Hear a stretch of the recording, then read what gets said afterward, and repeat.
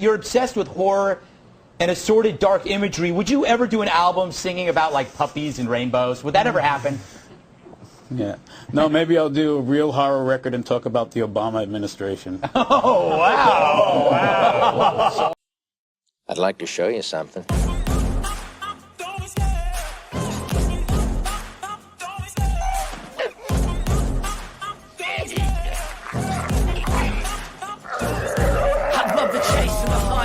The pace when I'm running, I always take what I want and I always give it 100. Don't need a bank, no I'm funded. Play the game like it's nothing. I'm always thankful for something. Don't take for granted, stay humble. Now wake up! It's time to look at the enemy. Look in the mirror if he is no friend to me. It's not working out, maybe it's the chemistry. It's time to break up so I can make a better me. Better believe in your mind, cause it's everything. You can mold, shape, find almost anything. All it takes is some time and some clarity to find your identity. It's mind over everything.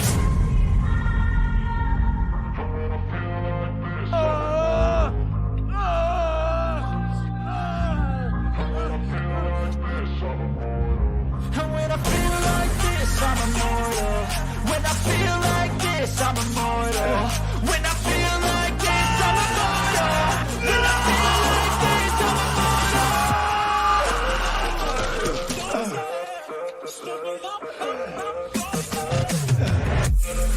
You forgot to ask yourself one question.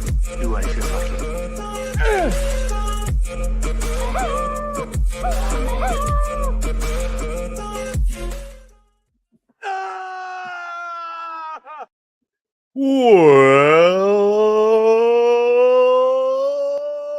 Welcome.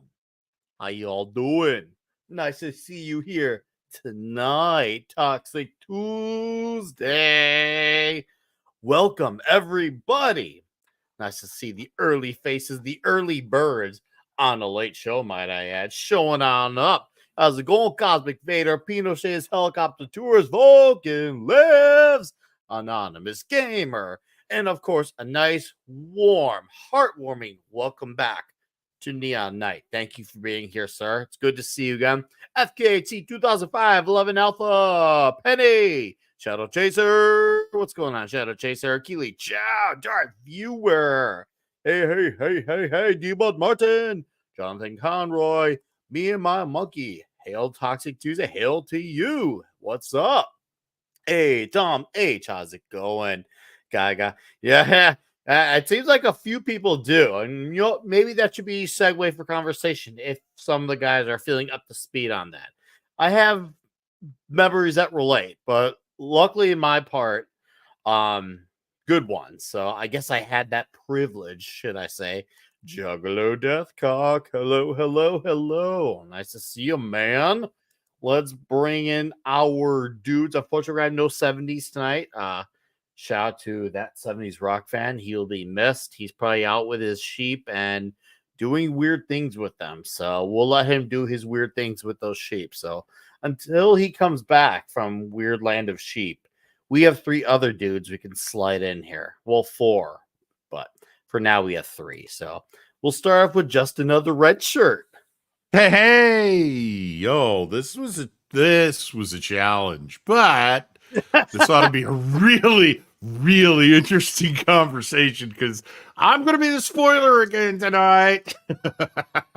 No, man. Hey, I've always told you, like, I welcome the other takes. I mean, was it God, which Bond was it that me and Bruce were practically clashing on? The space one. Moonraker. Him and I. Oh God, yeah. You get 4 people together, you got 3 different opinions of that movie. At least. So I welcome that. I wanted to have that conversation. That's why I'm here. I mean, it wasn't fun to watch, but for reasons that are entirely personal. But yeah, no, I was like, it wasn't stupid. It wasn't completely stupid. So I'm like, it wasn't that I couldn't finish watching it. I was just like, when I was done, I was like, thank fucking God it's the credits.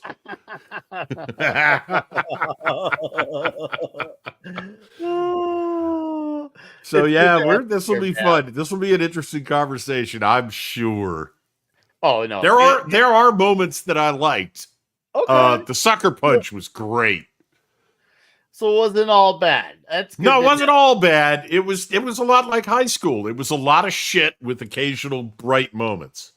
It's something I feel like we may have a shared agreement on is how much this movie nailed the atmosphere of high school life. And I think that I could see maybe already from your perspective why you may have some conflicting thoughts on this movie. Well, so, let's put it this way. I was the guy who avoided these people like the plague.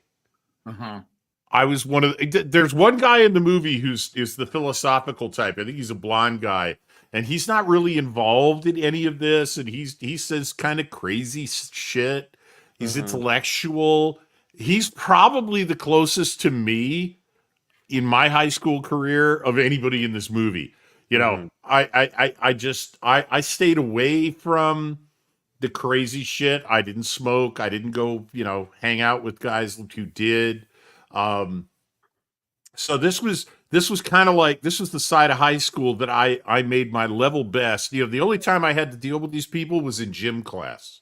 That was the time that I couldn't avoid everybody like this. And I hated gym class because of it. So, but yeah, high school, I don't have a lot of good memories. I have a great gym class memory to share. It's pretty gruesome, but it's pretty awesome. And it does relate to this, but since this is a movie on high school, we'll get into that. All right. And meanwhile, we have a keto simple one here. Fuck you. Oh, man, I love this movie. And I know, I wasn't necessarily in with the crowd like this in school, but I wasn't not in with the crowd like this when I was in school. So you were the meat in between the buns. Yes. Yeah. Ooh.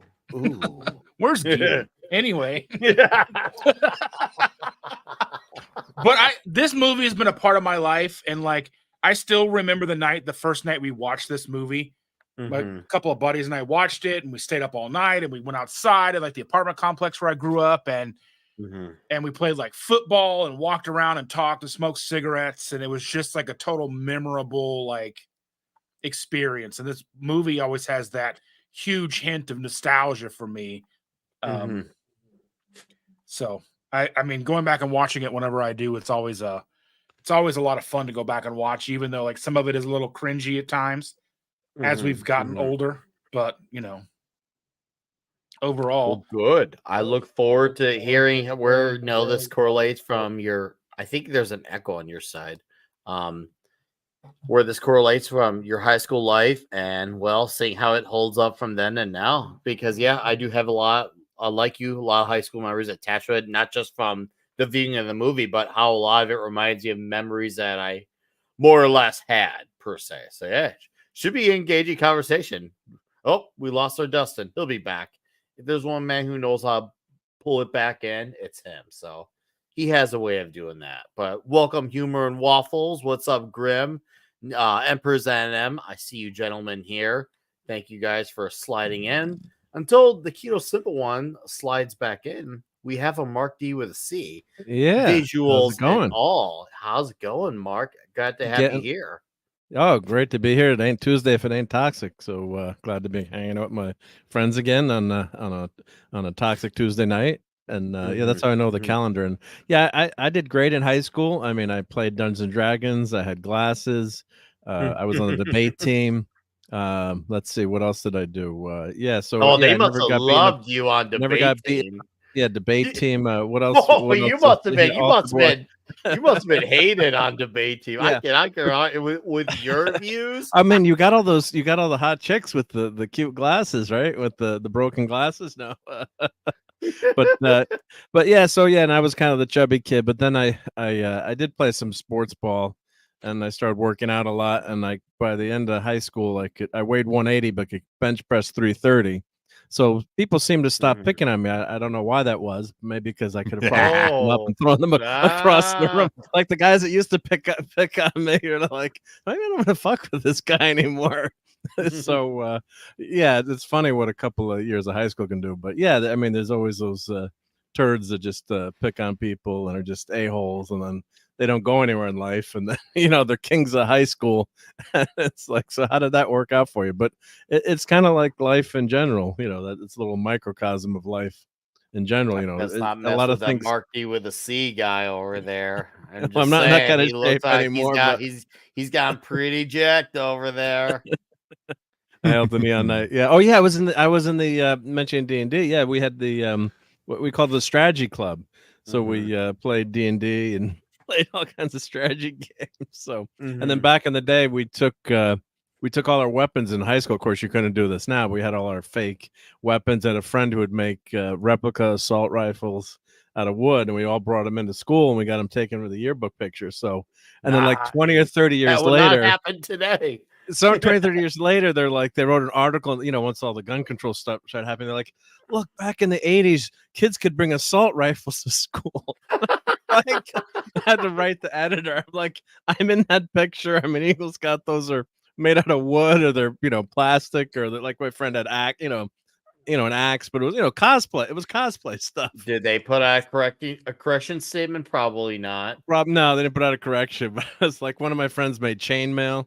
So he was all dressed up in his chainmail armor. Oh no! I'll have to show you a picture in the later. Yeah, you should send him that so we can have fat material. Yeah. Well, so yeah, so that with in this era, and I know this. My first wife was on the team. They had rifle marksmanship teams in high schools.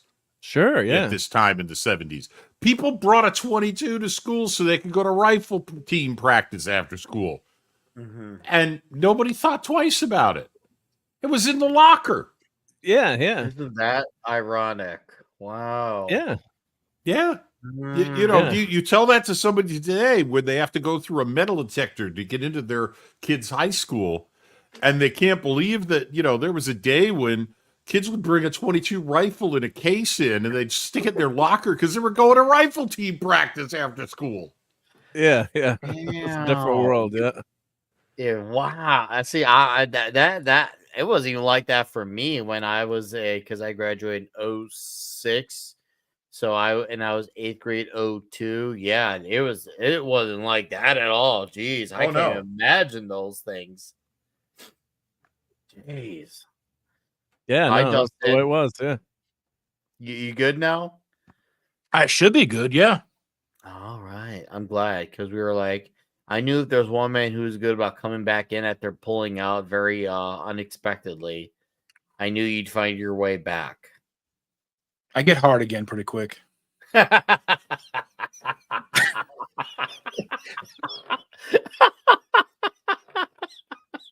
I'll pull out, but it doesn't hold me down, baby.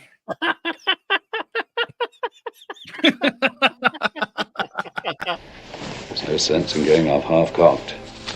Oh my God, the cock.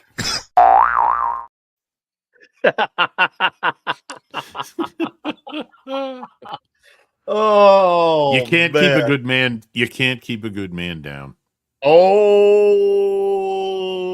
I see what you did there, red shirt. I see what you did there. How close are we to it, Mark? Do you need another yeah. Let me put it. Yeah, let me get it up. Yep. Let me try to get it up. Hold on. Off to a big start. I'm gonna run off with a bang. That was not scripted. Not that the show is really scripted. We all write our own notes sometimes, but that was all pure raw Mark D with a C. So you heard it here first, live. Wow. And we're demonetized officially. Oh yeah.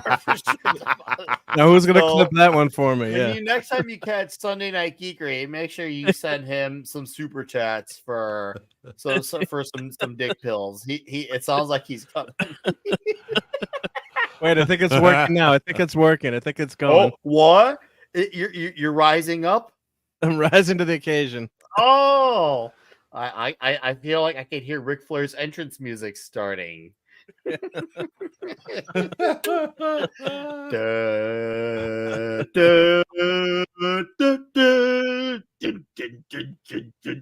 look, and the hands are there too. They know that you're rising too. Oh, this is the Criterion Collection version. Oh, the Criterion version. Yeah. Is there any The difference movie's between right. the Criterion Collection and not?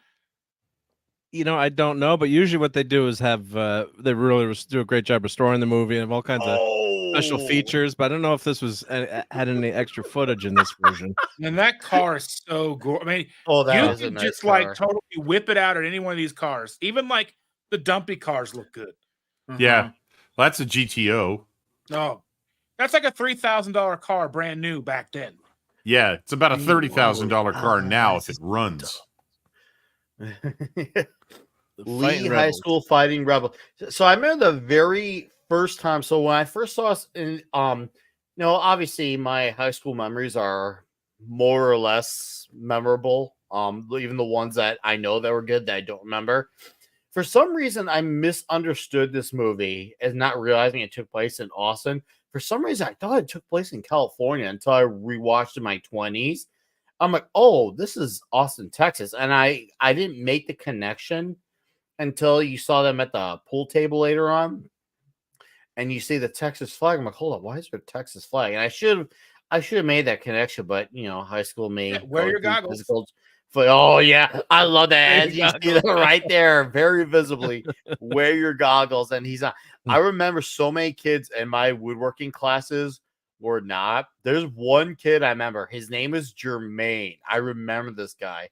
I remember he cut his finger something, and it was one of those rare situations where all the girls were freaking out, but none of the guys cared. Because he was like one of those guys that like, all the girls wanted, but none of the guys liked. So all the guys like, oh, that's cool. Where are the cookies? Type of situation. But all the girls are like, I thought all the girls are practically crying that their pretty boy was in pain. Maimed. He was maimed. Yeah. He lose a finger. I think he was able to get it. He was able to get it back on. So everything went smooth sailing for him inevitably. But at the time, yeah. Not one man was just like, oh no, poor Jermaine. It was just like, oh, okay, cool. Where's the cookies, guys? Yeah, that's straight up what it was. But yeah, 1976. So this movie was in this timeline 30 years before I graduated. Man, those are some teeny tiny lockers. Straight up. Well, yeah. You don't need winter coats there. Our lockers are practically like you could like I could fit my entire body in one. I think I actually hid in a locker for an entire class period once just to see how long I could last in one. And that was tough. I'll say it. It was tough. It was not comfy. It was not comfy. Why did I do that? I don't have many mistakes that I made, but that's one of them. I didn't get caught. I just hated it. I'm like, I should have never done that. Just see how comfort this. Oh, Lincoln with the glazed eyes. Yeah. Yep. So I guess we're watching them make the paddles. I guess that there's all the paddles that were used in the movie can still be seen at Top Notch Burger. Yeah. Oh, yeah. Yeah. You're right. No, you're right. I noticed I rewatched those later. I'm like, huh. Oh, paddles at the Top Notch. Okay. I mean, in real life. Oh, real life. Oh. Yeah. Oh, that's cool. The original wooden paddles from the movie can still be seen at the Top Notch Burger restaurant. That's cool. That's the guy in the middle that I was talking about. That was basically me in high school. That's Anthony Rapp. He's the guy that allegedly got molested by what's his name, Kevin Spacey. Oh yeah, I believe it. I managed not to be molested by. I managed not to be molested by the assistant dean of my high school. He was infamous for that. Yeah, he got fired and eventually charged. I went to a high school that was as fucked up as this. It was just fucked up in different ways. Was it in Texas? No, it was in New Jersey. No, you were a Jersey boy. I was a Jersey boy. Yeah. Wow, I did not know Red Shirt was a Jersey boy. I learned something new today. Yeah, me and Matt, Foul Ball Productions. We're both Jersey boys. I knew that about Matt. When Matt told me that, I was like, wow. Matt was a Jersey boy too. Wow, isn't that something? Now you both are in Texas. Ain't that something? And you both end up on YouTube at some point. I'm a refugee. I'm a refugee from the political Northeast. Trust me, dude. Can I tell you how glad I am to be in Texas? God damn it. Yes. I have heard the stories. I have experienced some of the living. I voluntarily agree to not. The thing that every player broke. I don't know if they had this when I was in school because I never did any sports, but I did remember every player drinking because I remember I went to a few of the parties and I remember seeing every football player at them all getting loaded, shit hammered, like drunk, blasted as all hell. And yeah, I got hammered myself as well. But yeah, so I'm like, man, now look at it, makes me wonder, did they all break rules? I couldn't tell you, but I do know I did see them all. If they were breaking rules, they violate them up and down, left and right, like no tomorrow. Oh yeah. Oh, look at paddle. It reminds you of a teacher I had who was like who's using a paddle in class, and right. So and I remember one of the students asked him what he did with that paddle on his personal time. It caused a very awkward pause in the class. I was like, "Oh fuck!" He really just asked what he does that paddle on his own personal time. Yeah, I remember he got effed, but by me effed, not like fuck, but like he straight got an F in the class for that one. That stuck with him for the rest of the time. I remember my friend said it was worth it. He said it was absolutely worth it to pop the question to him about that. Oh God, this teacher was a piece of work in this classroom. Oh yeah. I went lines that I didn't really think much of when I was in probably middle school and high school. Because I caught this as I was, discovering all the other, party movies and college movies, all those things. That line just kind of flew over my head, and I look back at retrospect, and like, oh man, that was the beginning of the infestation. That was the beginning stages right then and there. Was her type? Because at the time, it's kind of mostly just brushed it off. Nowadays, the kids would all be kind of gathering in mass formation just to stick around and hear her speak about it. Yeah, back then it was a joke. Mm-hmm. It was like Life of Brian when I want you all to call me Loretta, and everybody, and it was played for laughs. Now it's the law in Canada. It's what was humor 40 years ago is mandatory now. So yeah, this movie makes you reminds you that this shit started early, but nobody paid any attention to it at the time because they just thought, oh, that's nuts. Yeah, and it seems like all the kids in the class just kind of saw it as, well, that's just nuts. And some of them had pretty creative, funny stories about the founding fathers, which we'll get on later on. But yeah, it's interesting to see their reaction because like. Even if you look like one of them, I think it was the hippie girl played by Mila Jovovich. I think she had a peace sign, but it was an Americanized one for the hippie. That was when you could be, I guess you could say, you could be a lefty and still be considered, I guess you could say, patriotic even as a lefty. Nowadays, you're a modern lefty. That's absolute blasphemy. But I'll tell you one thing. Well, Saigon would have fallen in 75, right? So yes. You're just coming out of the Vietnam War, so exactly the hippies are everywhere. Yeah, I'll say one thing that absolutely rang true is that almost all the teachers turned an absolutely blind eye to all of this crap, because that was true in high school when I was there in 77, 8, what, 9, the 80. propaganda or the paddling or both? The paddling, the abuse, the bullying. They didn't see it. And I actually had the gym teacher tell me one time, we stayed in the office and so we could say that we didn't hear or see anything. Mm-hmm. And I'm getting bounced around the locker room by a guy who just seen Scared Straight the night before, which was probably the closest to these assholes with the paddles that I ever went through in high school. And the teachers had nothing to do with it. They didn't want to get involved. And, they would just be like, well, if I report it, you will get punished just like the guy going after you. So if we don't see anything, You can do anything you want. And I'm like, yeah, well, there's not much I could do. He's a trained freaking boxer, damn it. What am I supposed to do? So yeah, I mean, it was you were on your own. And there was very much a feeling of that when I was in high school. You were on your own. Yeah. And if you didn't have friends who could back you up, you were in deep trouble.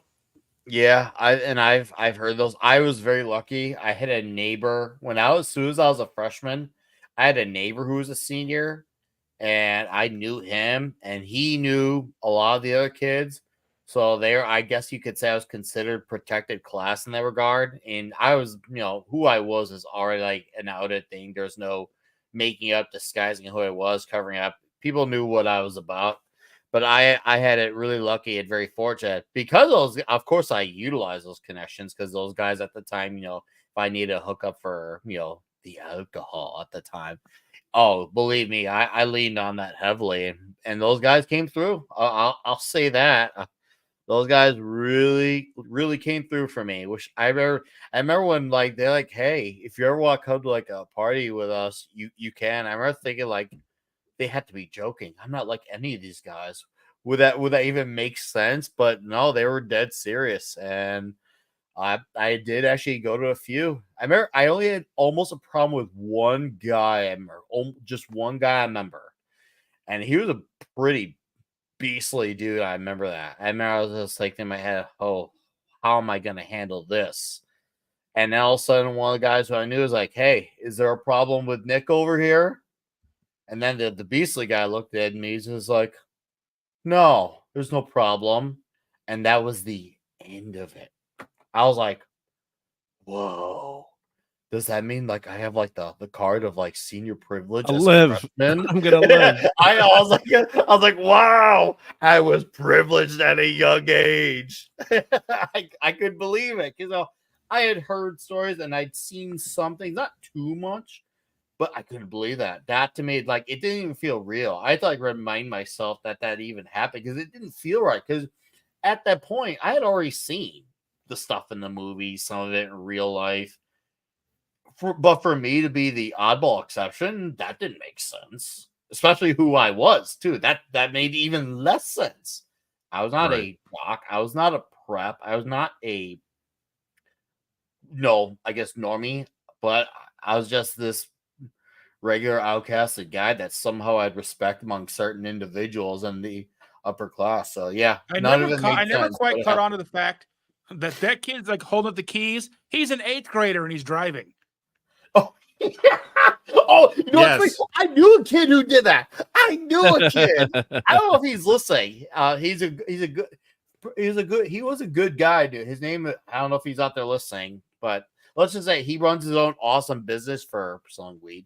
If you're out there listening, dude, I remember he drove us around in his mom's car at 15. I remember that. I remember that.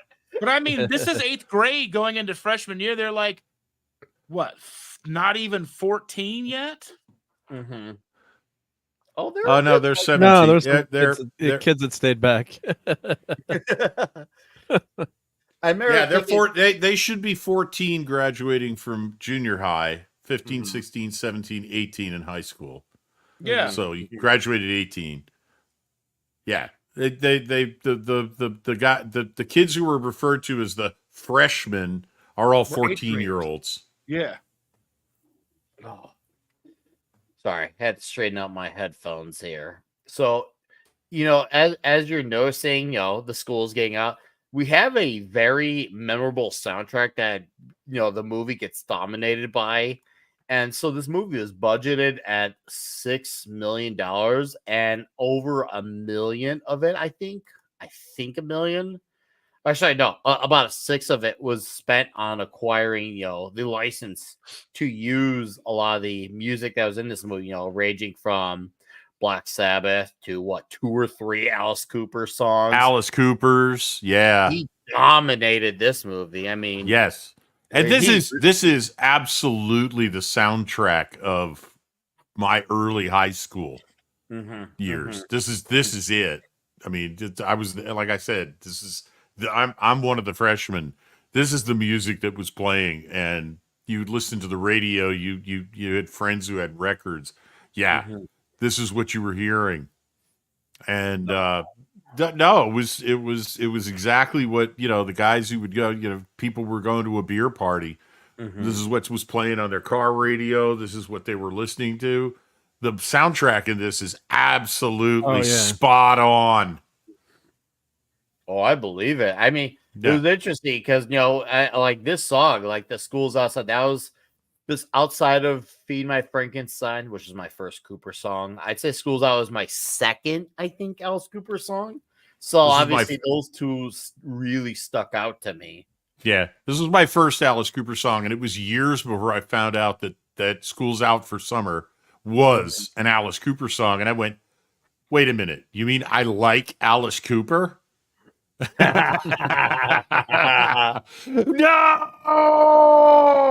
because it was not my music at the time, and I was like, "Oh shit, I like an Alice Cooper song." No, yeah, this was it. This was it. This is what you heard, man. This is somebody driving down the road on the car radio. This is what you heard. So no, the soundtrack is dead on. It's awesome. Yeah, that's the best part. To me, the best part of the movie. That and the cars. You had probably hard rock and metal, but there wasn't as many different types of music. Yeah, Boston hadn't arrived yet. Yeah, but there's no rap at this point. No. There's maybe folk music or like it was coming, but it was underground, so it wouldn't have been in middle of nowhere. Yeah, it would have been in high Texas school probably. Like right. Yeah. Yeah. There's Batfleck there. Oh, dude, the character of O'Bannon. What an introduction to the mom here with the shotgun. I was like, Texas. oh, for the mom in Texas. I love that scene. Don't mess with my son, you little bastard. No, fuck you. I love that. Front door is that though? It's like a closet door. That's because you have a shotgun. So if anyone breaks through, they're getting the good news. So yeah, right. If you have a 12 gauge, you don't need a heavy front door. Yeah, who's gonna rob someone in Texas, right? Yeah.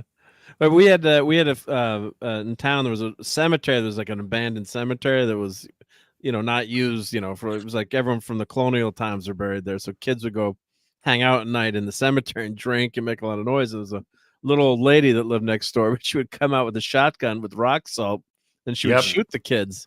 And this was in the 70s and 80s, and the cops would never do anything. Of course, today, if you did that, you'd be sued and all the, or like if the parents, if you complain, the parents, if the kids are from the parents be like, well, don't F around, it's your fault or whatever. Today now, well, most states where you live now, Mark, you can't even have a shotgun, can you? You can, yeah, you can, but you have to get a permit for everything, and everything's got to be registered, and you got to. I mean, I don't mind doing some classes, but yeah, you got to go up to the wazoos to.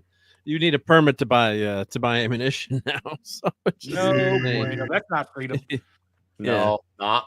And you couldn't move to my state either, because if you owned anything, you can't bring it into the state. You can't import it. Yeah. All right, so you dudes are all older than me. Yeah, we're old. Watching this scene, I'm thinking, okay, these girls are ruthless in this movie. I'm like, they were savages with these rituals that they did. I mean, with the guys, I expect this. It just seems like, guys are guys. We put each other through a bunch of crap. But man, I was just like, wow. And the one girl is just like, she's almost acting like a football coach at one point. Yeah, and I was just like, who's the biggest enemy to most girls? Say that again. Sorry. Who's the biggest enemy to most girls? Girls. Yeah. They don't help each other most of the time. That explains a lot about Kathleen Kennedy. Yeah.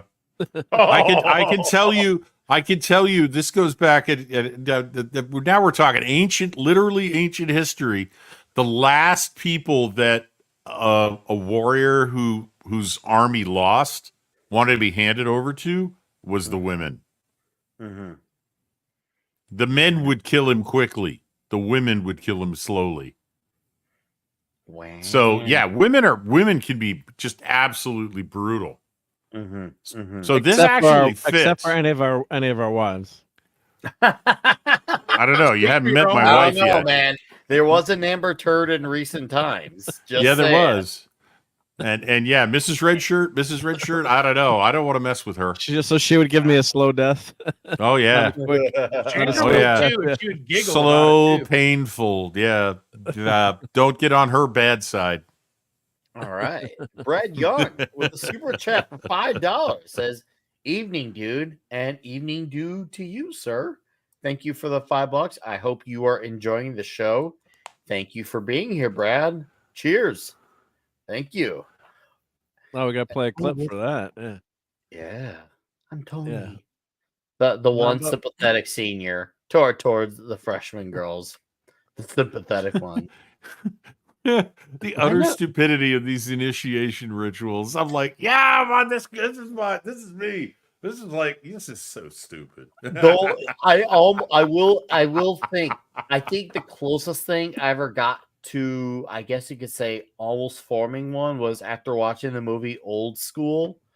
I remember because if you remember Luke Wilson, Vince Vaughn, and Will Ferrell, they started a fraternity. I'm like, guys, we should start a fraternity too. So we got totally inspired by the movie, and I can't remember if it took off or not, but I'm just gonna say they probably fell by the wayside. But no one wanted to, well, attach their dongs to things and make their bodies fall the way guys did in that movie. And looking back in retrospect, I'm glad none of us did any of that stuff. I have my own drunken memories. Luckily, none of them were of the nature of humiliation. Maybe you could say there were ones that were maybe questionably embarrassing based on the perspective or where you come from on it, but nothing that was of a humiliating nature. Not one, thankfully. What's up, Soybase Jeremy? Long time no see. Nice to see you here. I still love that name, Soybase Jeremy. Let's play a clip for Brad. Here's some advice for Brad here. Thank you for the super chat. Take care of your balls, and they'll take care of you. That clip will live forever. The problem is you keep getting so many good clips, then you eventually run out of freaking room on the main page. But I might have to start considering an upgrade for the StreamYard, maybe because I have the $25 version. Maybe I should upgrade. It's like $40. I don't think that makes a difference, but we got to do like brand. You have brand one. Then you could have like I did make one like movie clips A, and like we could switch between the brands. That's what I usually end up doing. So okay, I have to reorganize. Yeah. When you see the girls going through that car wash, I thought that were car washes like different back then? Because I'm thinking, if I remember, those were like super hot. Like I remember one time, like I accidentally had the sliver of a window open, and like it got on my skin, and it didn't feel good at the time. And I, never made that mistake again. I think I was in my early 20s when that happened. And I'm watching these girls be put through the thing. I'm like, hon, isn't that dangerous for them to be in that? Like, that could actually be like life-threatening. Mrs. Redshirt wasn't happy with that. I could tell you that. She was like, that's not good.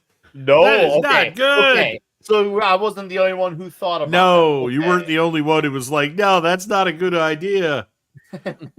And by the way, I love the chair. Oh, that's number two's chair from The Prisoner. They stole it. Oh, did they really? Dude. That looks like it. It's a 60s chair left over. I love the keg delivery here. Yes. Dude, that's I'm about an hour and a half early, but I figured I'd just come by and make sure somebody was here. It's like, yeah, they are. They are. So I'm afraid you got the wrong address. Oh, shit. I get it. I can officially say I've gone to parties where the keg either didn't make it or had to get moved to at the last minute. I have been there a few times in my life. I remember. Oh yeah. Yeah. Pulling that off. When I only did one party ever myself at one of my parents' places once ever, and I prepped for that thing like crazy. I was working at a border store at the time. They have a compactor you put the cardboard in.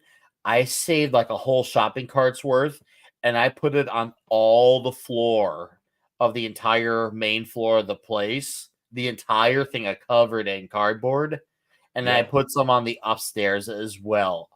I party proof that place like crazy. And so in case of any spill, any accident, yada yada. Yeah. And I told people if they want to smoke, they'd have to go down the street. I prep for that thing, like, because at that point I had seen the movies, I'd been to enough parties. I'm like, I'm not gonna make these mistakes. I even had a bouncer for my party. The bouncer.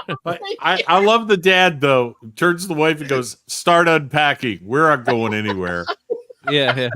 Now I went to a completely out of control party in college one time, and our catchphrase after we were done, because we broke a table, we had shit everywhere at a beach house in Wilmington. What is it? North Carolina, South Carolina? I don't remember. I don't remember a lot about it. And we were there. We partied all night. There's an even better story about meeting a police officer about midnight, which I'm not going to tell here. And the next morning, our catchphrase from then on for that party was, "Sorry about your beach house, Mrs. Boney." We fucking trashed that place. Mrs. Boney? Like, that was the craziest fucking party I've ever been in, and it was I was in college, and we just went nuts. I think the craziest one I attended was at a friend's place in my early 20s. And I remember we just started taking beer balls and smashing them against the floor. And I remember, like, there's this one big guy who looked like Don Vito, but a lot, like, 30 years younger. I took an Arby's sandwich, I split it in half and just put it on his shoulders so he could run around as a rhino with Arby's meat pads around. And that, so he had shoulder pads of beef on his shoulders. I remember putting barbecue sauce on the wall. And I remember, like, there was a Johnny Depp cardboard, and I have nothing against Johnny Depp because I was drunk. Remember when Axe body spray was the hot thing? Oh God! So I went out to the front yard and I Axe body sprayed the Johnny Depp cardboard, and then I set it on fire in the front yard. And I remember my buddy Travis at the time. Travis, I saw he was drinking a cup of I think it was Jägermeister, and I poured Jim Beam in his cup. So I mixed Jaeger, Oh, and was he the drank chaser? the entire thing in one setting. He drank the entire thing. I couldn't believe my own eyes. I was like, Travis, are you alive? Yeah. Oh, it's like, yeah, that's like, are you dead, man? Yeah. I woke up. I don't remember much, but I remember I woke up the next morning and I was on the side. I woke up in the bathroom the next morning. The toilet was right next to me on the side, and up above me was a Michael Jordan cardboard cutout. I don't know how any of that happened, but it all happened. I was like, "Whoa, what happened?" I remember asking people at the job, like, "Dead?" People like, "Oh, we don't know.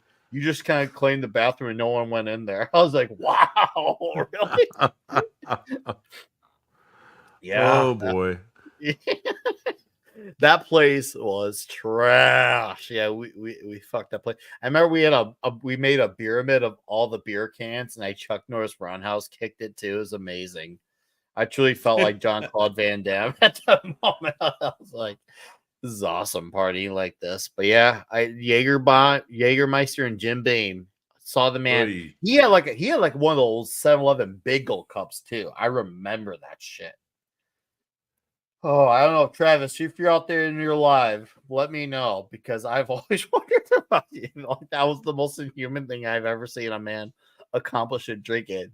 2 hard liquors mixed together. Woo. Oh, I was into music in high school, not into sports because I had bad knees.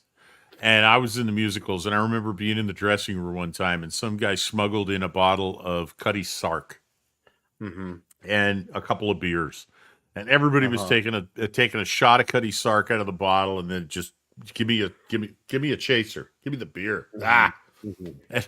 And I just took the bottle of Cutty Sark. I'd never been a drinker. I hadn't had scotch. I hadn't had anything before. And I just took a pull off the bottle of scotch and was like, that's not bad. Thanks. And they're like, "You want a beer?" I'm like, "No, I'm good." You ever drink in class? And all of a sudden, I was like the man, because I didn't need a chaser for the Cutty Sark. I was like, they were like, "Holy shit, you can drink that shit." And I'm like, You guys I have didn't know my stock would go up from just taking a pull off a bottle of scotch. Jesus Christ, it was funny. You guys heard my Invasion USA story when we did that one, where my friend's girlfriend dared me to chug a fifth of vodka. And, there's a good way to wind up in a hospital. That was in high school. Mark. Yeah. I'm listening. Oh God! Well, the long and short of it was I was watching the movie. I'd never been really drunk before. Like you'd have a few beers, you get a little buzz or whatever.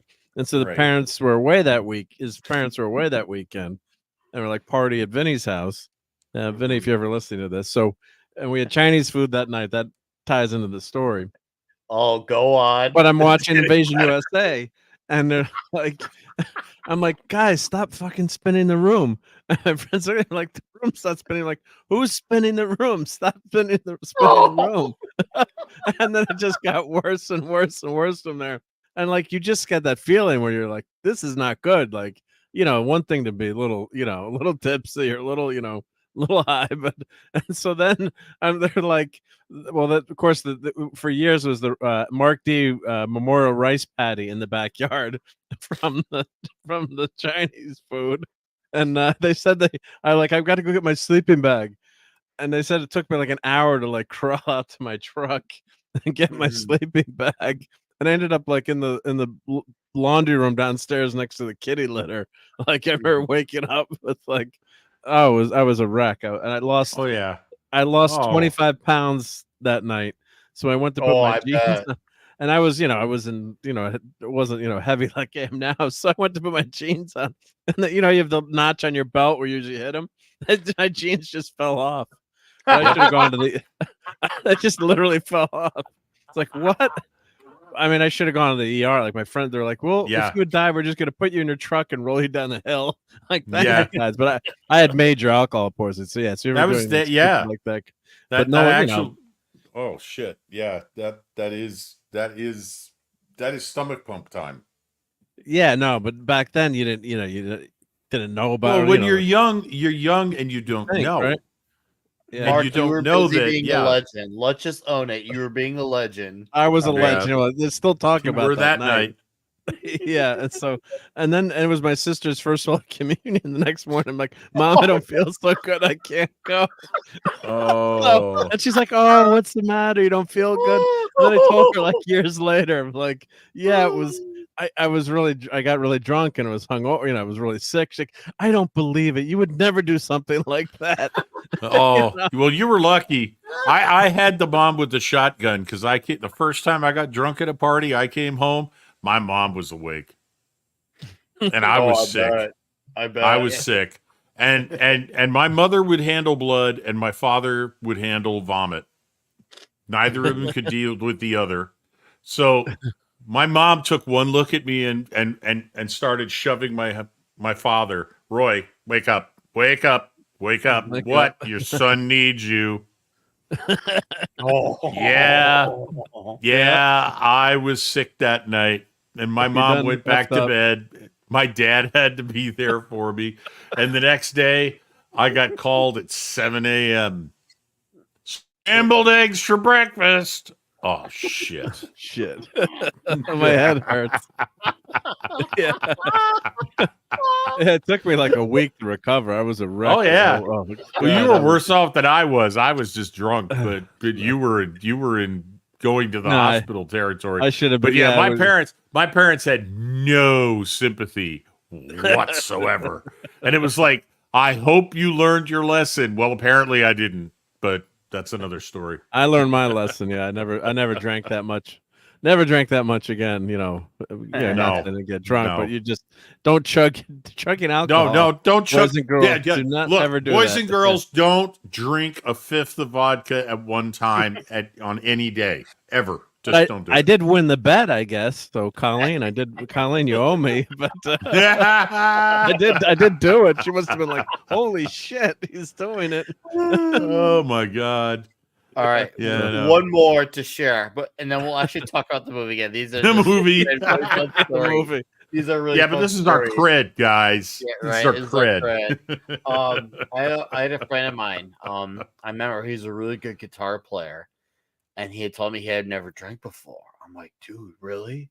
That's amazing. I want to be, I was like, I have to be the guy that breaks him in. And so he was really really obsessed with this band called Children of Bodom, I remember. And he was good. This kid was good. He was really good. I hope he's out there still playing guitar to this day. He was freaky good. Like, he could shred just like that guitar player in that band could. And I remember that band, he was wearing so I'm like, all right, we're going to break you into getting drunk. And I remember he wore a Children of Bodom shirt, and it was the album. And there's a point to all this. It was the album Blood Drunk. I'm thinking, oh, that shirt looks like foreshadowing. And I break him in, and man, he is loaded hammer. I remember he passed out, face smeared, slanted like crookedly against the wall, and we surrounded him in a whole wave of beer cans. So when he woke back up, it would just be he would knock over a bunch of beer cans. And then he woke up, and he not only knocked over a whole wave of like 100+ beer cans, he threw up everywhere. And I mean everywhere. And then his dad came to pick him up. Oh no! And yeah, his dad came. I hadn't met his dad yet. And I'm like, oh, hi, Mr. So-and-so. Nice to meet you. Here's your son.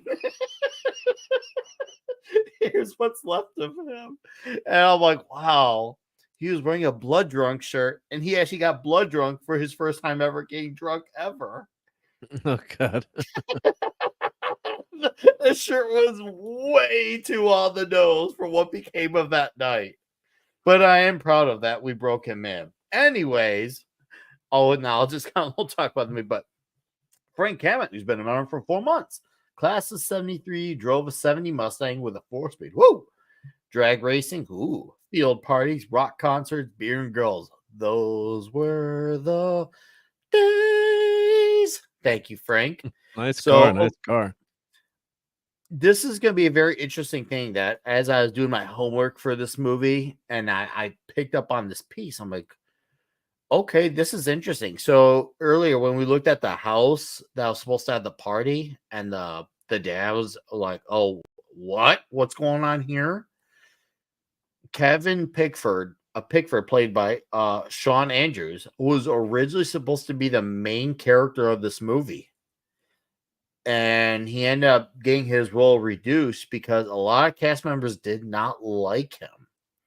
So not only did his role get reduced, but Mila Jovovich's role got reduced because, well, she plays the girlfriend of his character. It makes me wonder. Now, I have nothing to base this part I'm about to say off of. This is my speculation. I wonder if this movie, since that all actually happened, I wonder if this movie was originally going to have the party at the kid's house, but because of the issues that they had with him, they end up changing it to an area where they could go find a place to party because, well, if they focus on his house, they got to cover him because now they got to see how he reacts to the house, react to destruction. Like, I wonder if they changed that for the story. Once again, I have nothing to base it off of. That's just my speculation of to why they end up having it being a party basically out in the woods or something. Because that would line up. Since if you look at it after that scene, he's not much after that scene where he talks to the keg guy, he's not much more involved in the rest of this movie, if you think about it. And that did kind of like make me think of that. Do you guys feel like there could be some, I don't know, levity to that? I don't know if there's any if that was a major plot change, but I do know that how it played out is probably a better movie for it. If that is the case. I agree. Because I think where they live or where this is filmed is the only place that still have moon towers. Yeah, no, just something to entertain. It's fun to speculate those type of things, considering that the odd coincidence that he was difficult to work with. He also happened to be the kid who the party was supposed to take place at, and they had to change it because the dad busted them. So I was like, oh, I wonder if that happened, but could be nothing more than emotional wishful thinking. That's all it is, folks. It's fun to entertain that stuff. That's all that it is. So it is weird that Mila Jovovich didn't really act after this until Fifth Element. Resident Evil. Yeah. Yeah, and also Fifth Element. Oh, that was before. Fifth Element was 2 or 3 years before. That was what, 98 or 99? Yeah. Well, this came out in 93. This was 93 because I remember hearing about this movie and hearing that I actually thought it was a 70s movie because of how well they pull off the 70s atmosphere, the looks, the aesthetics, the hair, and everything. And I heard it was made in 93. I was like, really? They really did a great job with that. They did really good. Really good.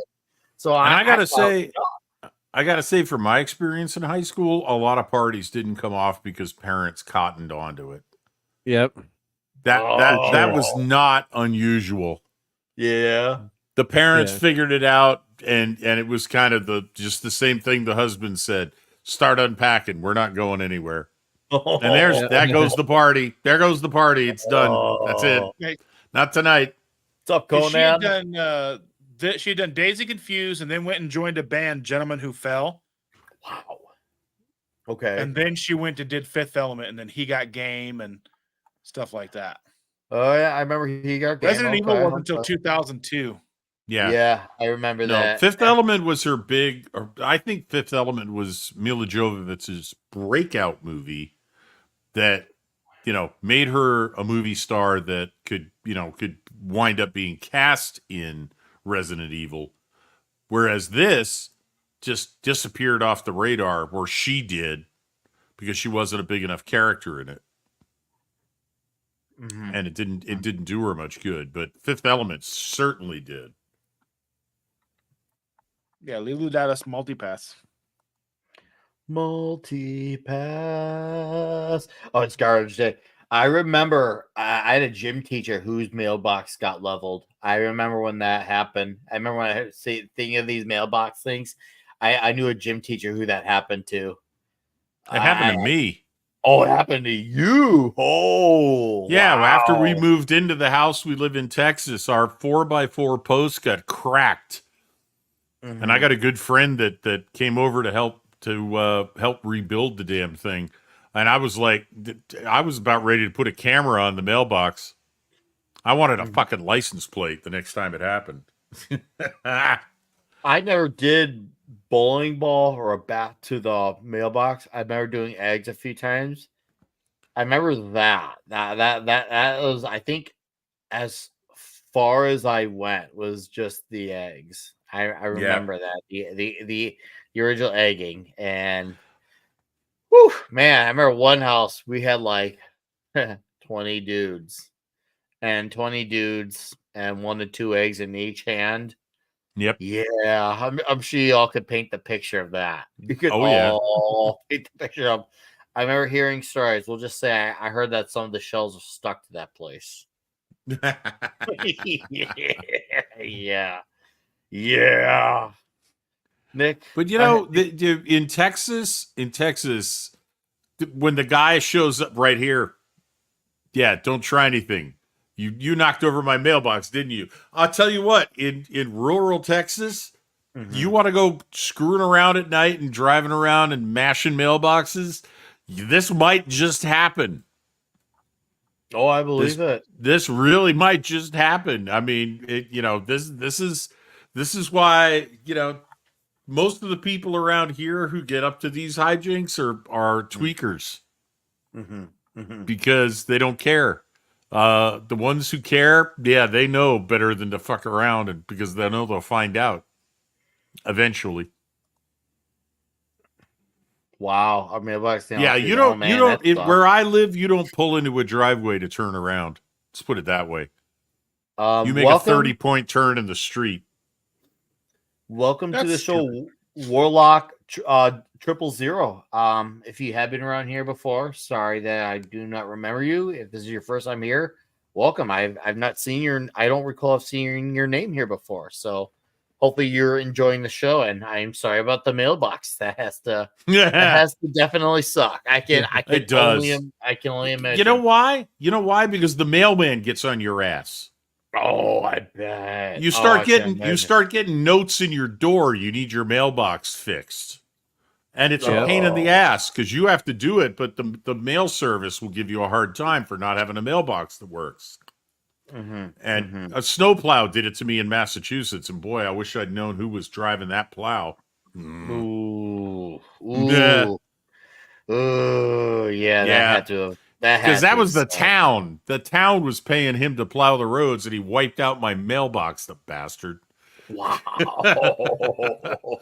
I'm like, yeah, I can go down to City Hall. They'll just give me the bum's rush. Did anybody have a place like this to hang out when you were in high school? What do you mean? Like an emporium type place. You could play pool where it was all ages. Trying to think. Not that if there was, I wasn't aware of it. We had a friend's place that we stayed at. It was called The Shed, and basically it was a separate little small place that was separate from my friend's parents' house. We hung out there, and that's where we did all our wonderful deeds. We'll just say that we did all our wonderful deeds at The Shed. Man, we had a lot of long nights in The Shed. Yeah, we had a diner. You had a diner? Okay. We had a diner. So if you were like, where do we go? Oh, let's go to the diner. And, you get breakfast or dinner or whatever. It could be any time of the day. And you go hang out at the diner for an hour or so and just shoot the shit. But now there wasn't my town wasn't big enough to have anything like that. There were bars. There were bars, but damn it, they wouldn't let me in the door. Well, that's what I was saying. Like all ages, like there was a pool hall that we would go to for a while. Then the guy, he ran it basically every day, 7 days a week, and so he finally got tired of it and sold it off. And so then that was like we couldn't go anywhere to play pool. There was no place to go play pool unless you were 21, right? Because it was either a bar. Even there was a place that was like around called Chalkies. It was like a place where you could go and play like professional grade pool tables and stuff. But it was like $10+ an hour or something like that. We couldn't afford it even if we got in. But we didn't have anything like this, which it seems kind of silly. Like, it seems like these would be a good place to keep kids from getting in trouble, but it seems like they'd probably still find a way to get in trouble anyway. No, granted, obviously I was born in the 80s, and I didn't have this type of being 18 to 21 was until the mid 2000s. Could I imagine people getting away with this in the 70s? Maybe, but then again, I didn't live in the 70s, so I have nothing to compare that off of. Maybe you guys can vouch on if that would seem more realistic compared to the mid 2000s. That's for you. I'm assuming Red Shirt and Mark to understand. Could you see this type of place being a plausible place where this stuff like this would happen? Yes, sure. This actually would be the before you had arcades. Okay. I remember so this is like the arcade before there were video game arcades.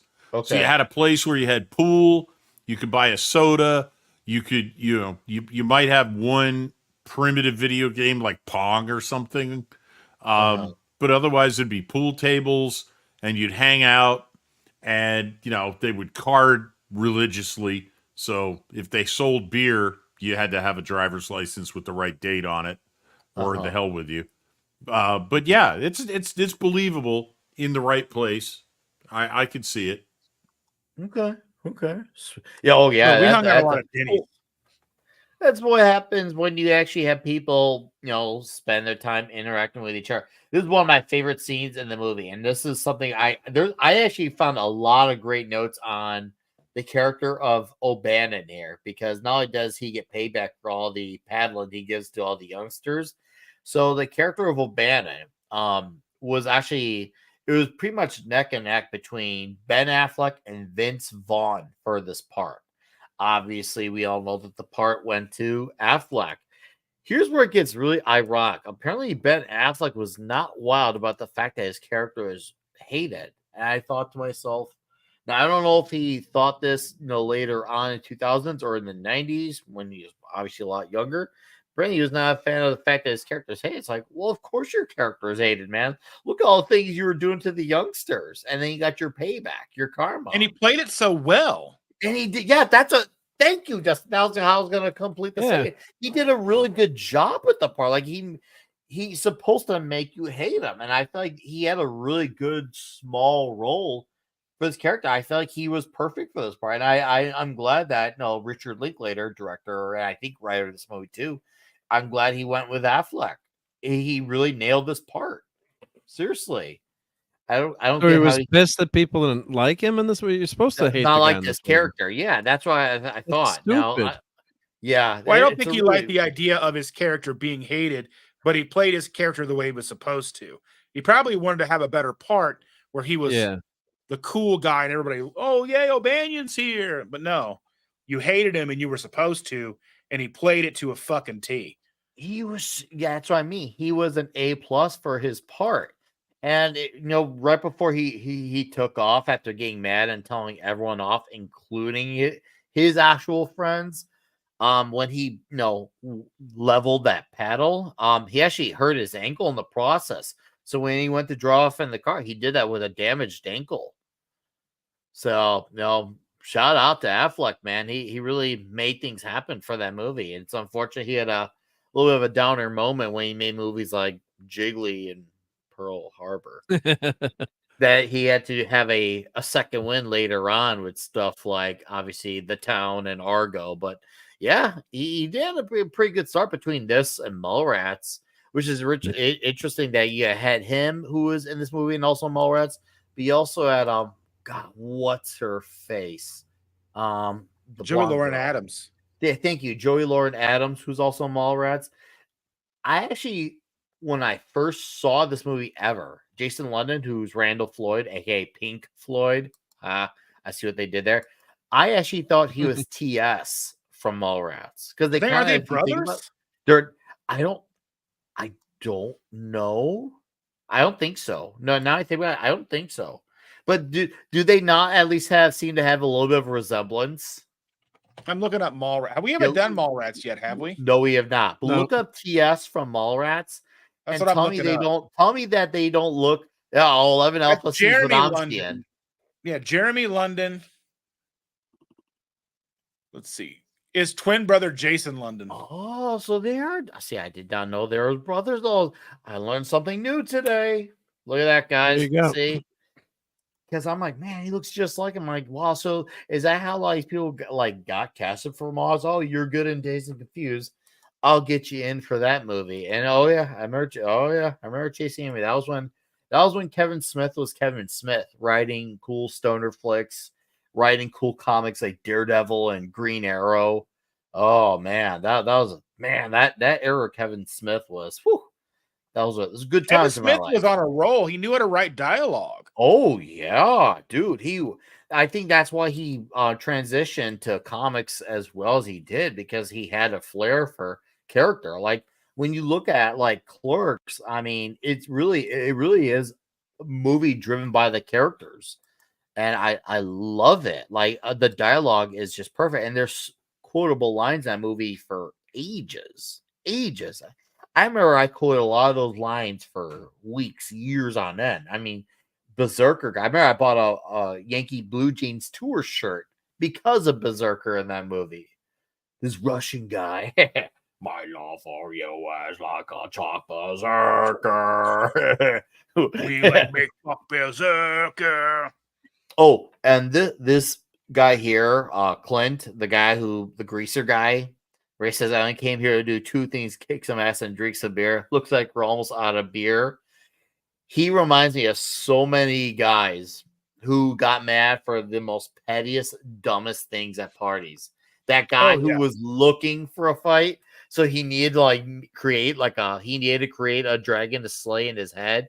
I'm like, that movie nailed that. That one guy who's always looking for a fight, who has even if there's out there people who are trying to be absolutely non-confrontational, he's that guy who needs to create the confrontation in his head. That was like, that's 100% every high school, college party ever. Yep. So accurate. I was like, wow, of course they did that. Of course they did. Why do they call him Snowball? I don't know. Now, oh yeah, I will not forget when I first heard that one. I was like, geez, the freaking whiz. So, anyways, yeah. So this movie, when it came out, I think I know we touched a little bit about the budget for this being $6 million, and a portion of the movie spent on the soundtrack. It didn't do well at the box office. Like, it didn't. It was another one of those movies that gained the cult following per se, and home video and word of mouth throughout the years is what made it so substantial and recognizable, and obviously something that a lot of people who grew up in this timeline really connected with, especially if they came from the quote unquote good side of it per se. Unlike some gentlemen here, which for the guys out there who experience the bad stuff, I genuinely am sorry. Now, another thing I learned too, I learned where Matthew McConaughey got his all right line from. Do you guys know? No. Where'd he get that? No. You ready? No, you know what? I'm gonna give a few seconds. I want to see if anyone in the chat knows. Where did Matthew McConaughey get his all right? I learned this, and I only learned this a few days ago. I did not know this my entire life. This was like one of those like, whoa, like Keanu Reeves in The Matrix, whoa, or any Keanu or Surfer. Tom H knows Jim Morrison of The Doors. This is correct. He is right. And the winner, ding, ding, ding, ding, ding, best no prize goes to Tom H. Yes. That makes sense. Jim Morrison said on stage, really loudly, all right. Yeah. You know, a little bit of a raspier thing, but you could get the gist of it. Yeah. Matthew McConaughey, and he based his character based on his older brother. And now it gets more ironic that even though he was playing the older kid who's mentally not left high school, he was actually younger than a portion of the cast in the movie in real life. Yeah. Just saying. Some of those high school like juniors were looking awful in their 20s. Yeah. To be like 16, 17 years old. Right. Well, yeah, remember, Tobey Maguire was 31 or 32 when he played Peter Parker in senior year in the first Spider-Man. They definitely stretched it with that one. Same Luckily, thing with like luckily he has a 90210. baby face. Yeah. Luckily, Tobey Maguire is a baby face. So I think that's the part that helps it make it most believable. But other than that, yeah, most adults at 31 or 32 could have not make that work at all whatsoever. And funny. Of course, go ahead. Tobey Maguire looked younger in Fear and Loathing in Las Vegas as the hitchhiker. Yeah, he did.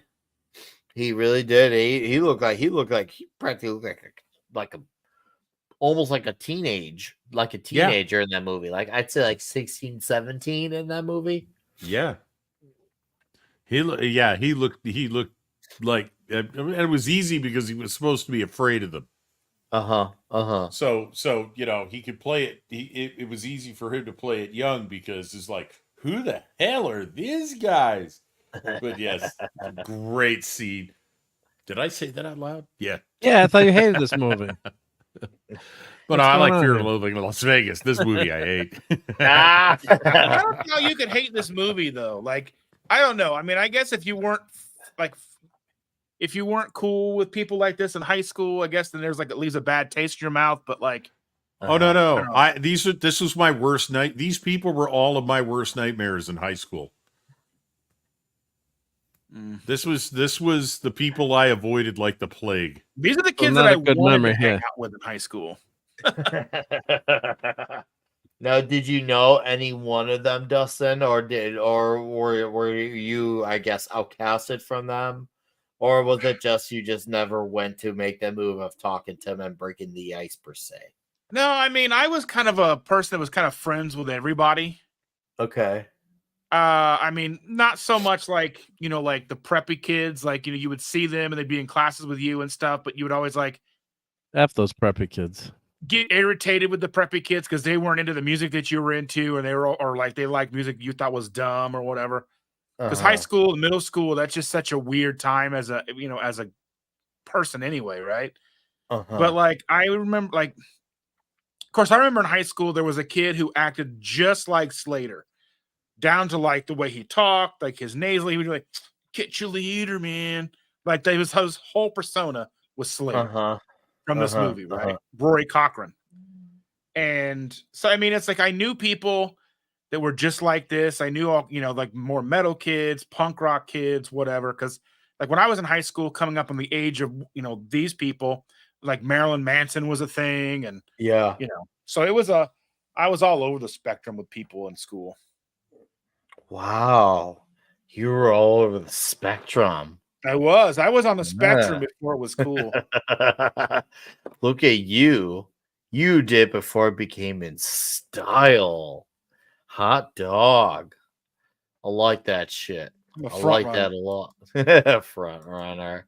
No, there's a line that was covered. I can't remember what part of the movie it was, but it was by Jason London's character. And it reminded me of my graduation. And I thought about that. I was like, yeah, I strongly agree because Randall says, all I'm saying is that if I ever start referring to these as the best years of my life, remind me to kill myself. When I graduated high school, I remember, I can't remember who said, but it was a dude. And he said, you were going to look back at these days as the best days of your life. And that, I remember thinking to myself, why would you say that? You're saying that it's all downhill after that? And I didn't even hate high school. And I genuinely mean that. Like, I actually had, as I mentioned much earlier in the show, I had it pretty good in high school. I knew the right guys. So I was well-versed, well-connected. And I did have a lot of fun. I went to a lot of parties. I pissed on the freshman, sophomore teams a football flag. Literally, I did. It was awesome. It's great. Do it again. I caused a bunch of dudes to get the shits bad because I bought them a Crave crate from White Castle. Not a Crave case, but the crate. That was 100 sliders. I was a madman at the time, so I had fun. But even then, I was just like, don't you want to inspire kids to say, this should be the beginning of the best days of life, not these are the best days of life. And you're going to live anywhere between 20, 30, 40, 50, 60, 70 years, and none of it's going to compare to this. What? And I see Pootscan, man, I had no money, crappy job, crappy car. I mean, yeah, I did not have money, and I had a crappy car, and my job didn't pay well, but I still enjoyed it. I still had a lot of great memories, even from that first job. I had a job that was right next to a Chinese food joint, and I got my own chicken fried rice from that place all the time. I remember that guy. Whether or not, like, high school was like the best time of your life, you still, like, at least for me, I still look back on it fondly, even though it wasn't necessarily the best time of my life, but there was definite aspects of high school that I look back on very fondly, more so. Like, I mean, obviously rose-colored glasses and all, but the idea that the responsibility was minimum. There was a sense of freedom. Like, you could just get in a car with your buddies and just go driving around, whether you had something to do or not. And as you get older, that's like, that'd be something like, it would be amazing. Like if Shannon and I could just get in the car and do that and have the same amount of, like, roll the windows down and just have a good time. But it's so much more difficult to do in your 40s than it was when you were like 19. Oh, yeah. Look, man, all I'm saying is that if I ever start referring to these as the best years of my life, remind me to kill myself. Oh, Lord. Hi, Tom. Hey, Tom. Did you get your video done? No. No. Well, thank you for joining us. I just wanted to hop in and say hi and Thank if anybody had any weed. I'm all. Not You're all on out. me, no. Well, it'd be Just a cooler bunch of if you shake, did. Tom. I have. You know, Tom, do you have? Do you know if Bat Tom was he in this movie, or was that a different actor? Because it looked like I saw Batman in this movie. Maybe. Maybe. What? I don't know. You cannot confirm or deny any of that. Well, you missed him. He was giving a bunch of little boys a paddling, and then he. That makes it sound so creepy. and then those little boys gave him payback when they gave him a giant facial later on in the movie. Well, maybe you've just never gotten past the sniffing bud stage. That's what that sounds like. Hey, to me. man, That's what that sounds like. it's quality, not quantity. So here's a question, though. Could you like take that movie, take that era, but give them today's weed? Oh, they'd all be on the floor. Like the edible, you can get the seltzers now. You just everything. You could drink it, smoke it, eat it. Shit. See aliens for real. Well, I think what's his face, the one kid with the long hair, he was saying that like George Washington was in an alien cult. I was just like, what? Yeah, alien cult. And then he said that George Washington's wife was awesome in him. I was like, that'd be awesome if it was true. Yeah, right. I would read that history book. I would read that. I would watch that documentary. George Washington, How the Weed Was Won. Good day. How the weed was won. Yeah. Oh, that is freaking. It was founded by people and aliens, man. Yeah. Be the first motherfucker to see a new galaxy or find a new alien life form. And fuck it. People be like, there he goes. Homeboy fucked a Martian once. Oh, some of that Arcturian Poontang. Was that? Which one was that? That's Jay and Clerks 2, yeah. I think it was. Clerks 2, yeah. I can't remember. I was gonna say, was that Jay and Silent Bob Strike Back? Okay, so it was Clerks 2. Yeah. I saw Clerks 2 in theaters. I'm happy to say I saw. I did too. Mm-hmm. Unfortunately, I did. What was that one? Unfortunately, the one where J-Lo was Kevin in it, Smith but not didn't really. deserve my fucking money. I'm afraid I missed that opportunity. I think that was my last thing I saw of his in theaters. I mean, no, hold on, no. Zach and Miri was, because there's that one line before I hopped off the wagon where it was at that coffee shop and the guy's like, "Can I get a coffee, black?" And the guy's like, "Can't see we talking white." And one of my friends and I in real life, who is black, for a while, that's how we would refer to each other. I'm like, "Hey, how you doing there, black?"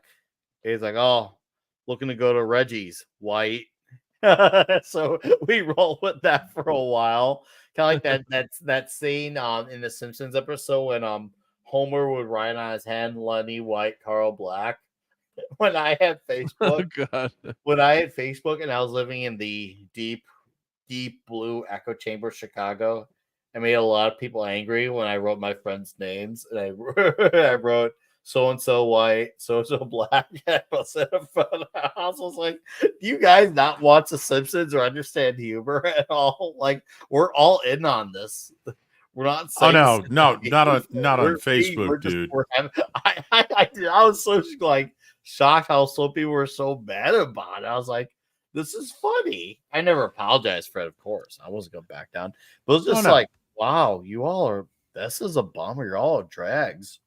No, Nick, Facebook should have had an automatic response to a joke like that said, "Welcome to social media. Someone with no understanding of humor will be with you soon." Because that's what Facebook would do. I mean, if you posted something like that, I've done it myself. I'm not on there anymore. But no, there was no sense of humor on Facebook. None. There's a sense of humor on Twitter now, mostly because of Elon. Mm-hmm. But not on Facebook. Oh, no. Humor is not allowed. It's not allowed. Yeah, I learned, but I have no regrets. It was funny. Why would I not laugh at stuff like that? I mean, seriously. No, God, I gotta look at what the long hair kid's name was in the movie who had the weed shirt. Oh man, I'm going through the list again, and it's Ron Slater. Mike, go back a little bit to Adam Goldberg. 'Cause if that's the Adam Goldberg, I think it is. It's the one. Yeah, that's the Adam Goldberg, not the Goldberg, but it's the douchebag Goldberg. Okay, he's it's from the douchebag Scorpion. one. He's from Scorpion, and what he's on Equalizer. Okay, now. yeah, it's a different or Scorpion. The Scorpion TV show that was. I never saw that. The guy from Okay, P2. It was an okay show, and there was also on. He was also played the same like computer guy on the TV series Taken when they turned that into a TV show, which was actually pretty decent too. He played like the computer nerd on that. He's like the same role on the Equalizer and the Taken TV show. Yeah, there's a Taken TV show. Yeah, it was actually pretty decent. It lasted 2 seasons. It had the girl from Flashdance. What's her name? It's the I can't forget her name. She was like the handler, the head CIA person. Jennifer Beals. Thank you. Yep. And he was on it, and no, it was decent. It was like it was his origin story basically. It starts with him, much it's like 30 or 40 years ago, but as he's getting started in the special he's in special forces and he gets drafted by the CIA. It was a decent show if anyone saw it. I did like it. Yeah. Okay. Lasted 2 seasons. Yeah, it wasn't phenomenal, but that's a great character, right? So.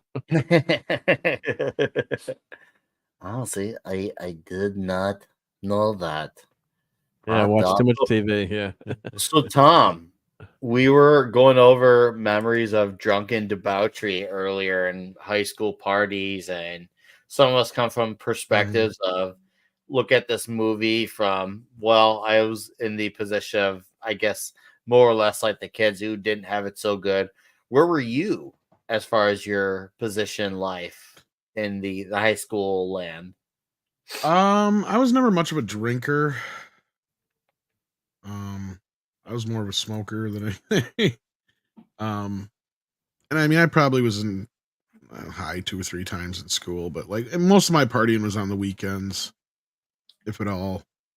In college, I did some drinking, but even then, I kind of got to the point with some of it where I kind of stuck with the "I'll never do this again if you get me through the night alive" bullshit. So, yeah, like I remember pulling over like on the Beltline in Madison, puking my guts out, going, "God, please don't let a cop come by, because if they do, I'm dead," because I was underage and shit. So like, yeah, just puking my guts out. Because me and my buddies thought it would be a great idea to mix vodka and lemonade straight without any water. So yeah, boy, did we learn a lesson that night.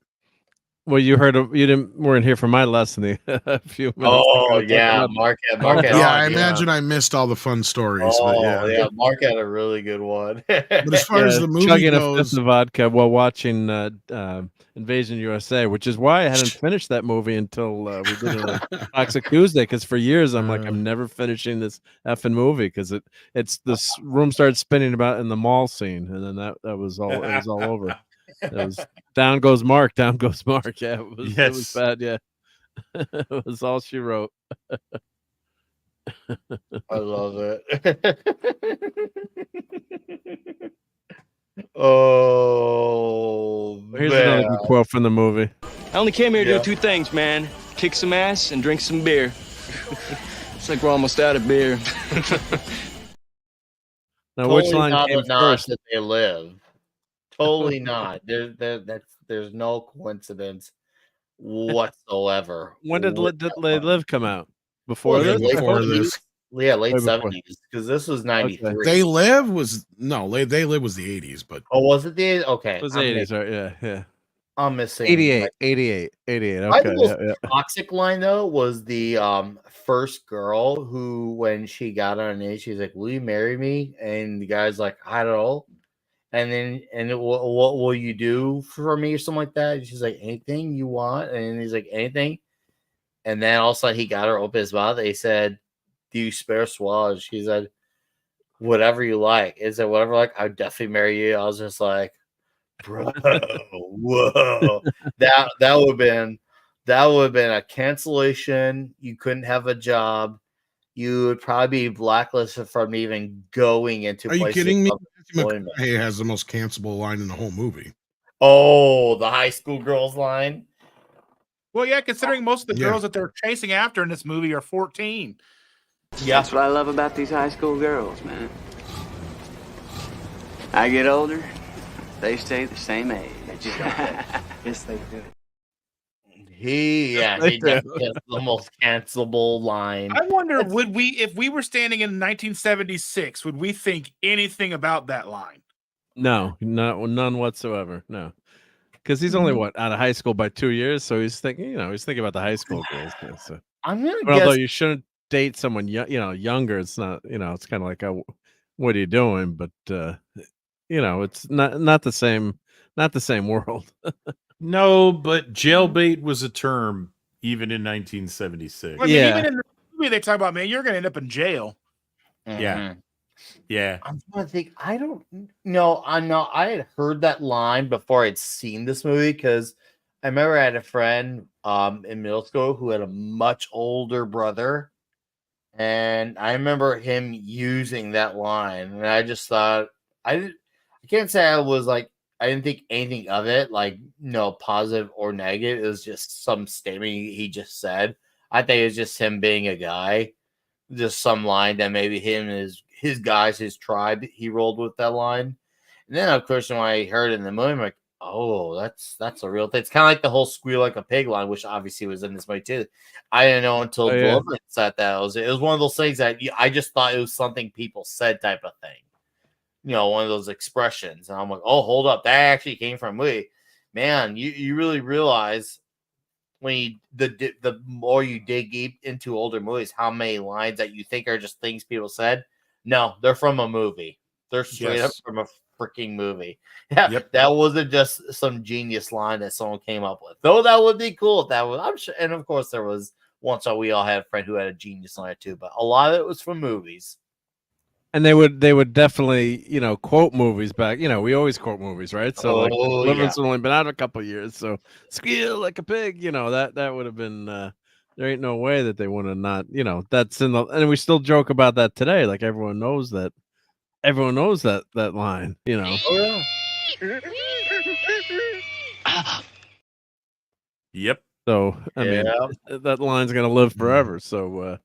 Yeah, it would make sense that they would quote this. Who's seen the quasi sequel spinoff of this? No, I'm gonna say no. I haven't heard of it. Tell us about it. Everybody wants some. Don't even know of it.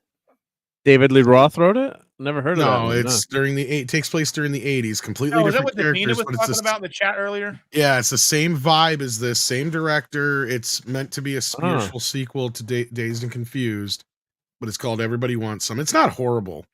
It's all right, but it just doesn't have the same charm. And it's the 80s vibe. 80s. More 80s vibe. Yeah, basically. It takes place mid 80s, like this one is mid 70s or whatever. Yeah, it just didn't catch on like this one did. Yeah. Yeah, sometimes, some things don't find a market, not even later. Sometimes they never find them ever. That's crazy. And we saw a lot of actors. I think Davina's right. I think it also takes place during college, not high school as well. That's the other thing. Okay. Well, and I don't know if you guys have talked about Linkletter at all. Like, he's somebody who doesn't really get mentioned. A little bit about him. He came out and he was a big deal with the indie scene at the same time as Tarantino, Kevin Smith, Robert Rodriguez. And like, this was his movie that put him on the map. But he had done Slacker before this. And he's done some other stuff since, but yeah. No, this is probably still his best film at the end of the day. But I don't know how well it's aged. I have not watched it in a few years. The 4K just came out and I haven't got a chance to check it out yet. So it's got a hell of a soundtrack though. Oh, yeah. That I'll agree with. that soundtrack. What was your go-to anthem out of this time? Obviously, for me, Funnily enough, I have a story that goes along with this soundtrack. Ooh, do it. Now you know it did come out in two parts. There was two parts to it. Well, I had the first Yes, one I when did, it I'm came out. aware. It came out way before part two, and so I had it on cassette. Mm-hmm. And my friend at the time, who happened to be staying with me, it was his car we would always ride around in. So everywhere we go, and at home, he had my tape, and he would play Nazareth Love Hurts endlessly because his girlfriend had just broken up with him. Until one day, after about 4 or 5 or more days straight of that song and nothing but that song, I finally told him, I'm like, if you play that fucking song one more time, I'm going to throw the tape out of the window. He's like, no, you won't. I'm like, yes, I fucking will. It's my tape. Watch me. I was so, and I'm to this day, every time I hear Love Hurts, I just want to fucking puke. I'm so sick of that song. I mean, even if you're playing something good, like my friend, I got physical graffiti during summer camp, and that was the only thing I played. And then finally, my friends took away physical graffiti, the tape. Like, we love Zeppelin, man, but if you fucking play that tape one more time, we're gonna burn it in the campfire. You know, because whenever you got a new album, you just like, you had the cassette that would like auto rewind or whatever, you know, just flip the sides and just keep playing. And of course, you know, you just kept that in, right? You didn't have, reverse, auto reverse. You didn't have, you know, 30 gigs of memory. You just had, you know, your one tape or whatever. You just play it over and over and over and over. Yeah. I was like that with my buddy at the time, like back in like my freshman year of high school. He kept playing like E1999 Eternal by Bone Thugs. I would hide the tape from him. He'd always find it, but I kept hiding the fucking tape. And it wasn't that I didn't like Bone Thugs, but like you can only listen to something so many fucking times. Well, the other kid down the hall, one of the kids down the hall, all he listened to was Springsteen in college, and he had a big, huge box of like bootleg tapes. And they all sounded like shit, right? Because you know they're all bad recordings. And all he would do was play Springsteen bootlegs. And like if I'd be like, should I listen to Asbury Park 73 or 78 or, you know? And I really dislike Bruce Springsteen's music. You know, I just can't stand Springsteen. Don't hate me, but just music. Panda Bears and Bruce Springsteen. I'm in hell. You like, yeah. If you like Bruce, that's fine. But so we finally took away the box of tapes and hit him. It's like, dude, he's like, come on, where's my tape? We're like, and we call him Smurf because he's about 4'8" or maybe 5 feet. He was like a small little annoying dude. So we called him Smurf. We're like, Smurf, you'll get your tapes back at the end of the semester. We're done listening to your fucking Bruce Springsteen bootlegs. Like you just couldn't take it after a while. It's like it hurts so much. It's like no. Well, hot dog. Okay, so we got a new member that has rolled in here, and Max Redstone has become a member of the channel. Which, by the way, next.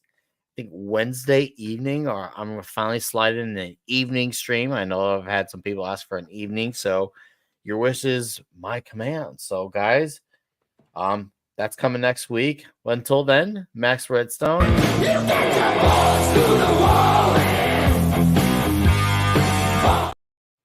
Thank you. All right.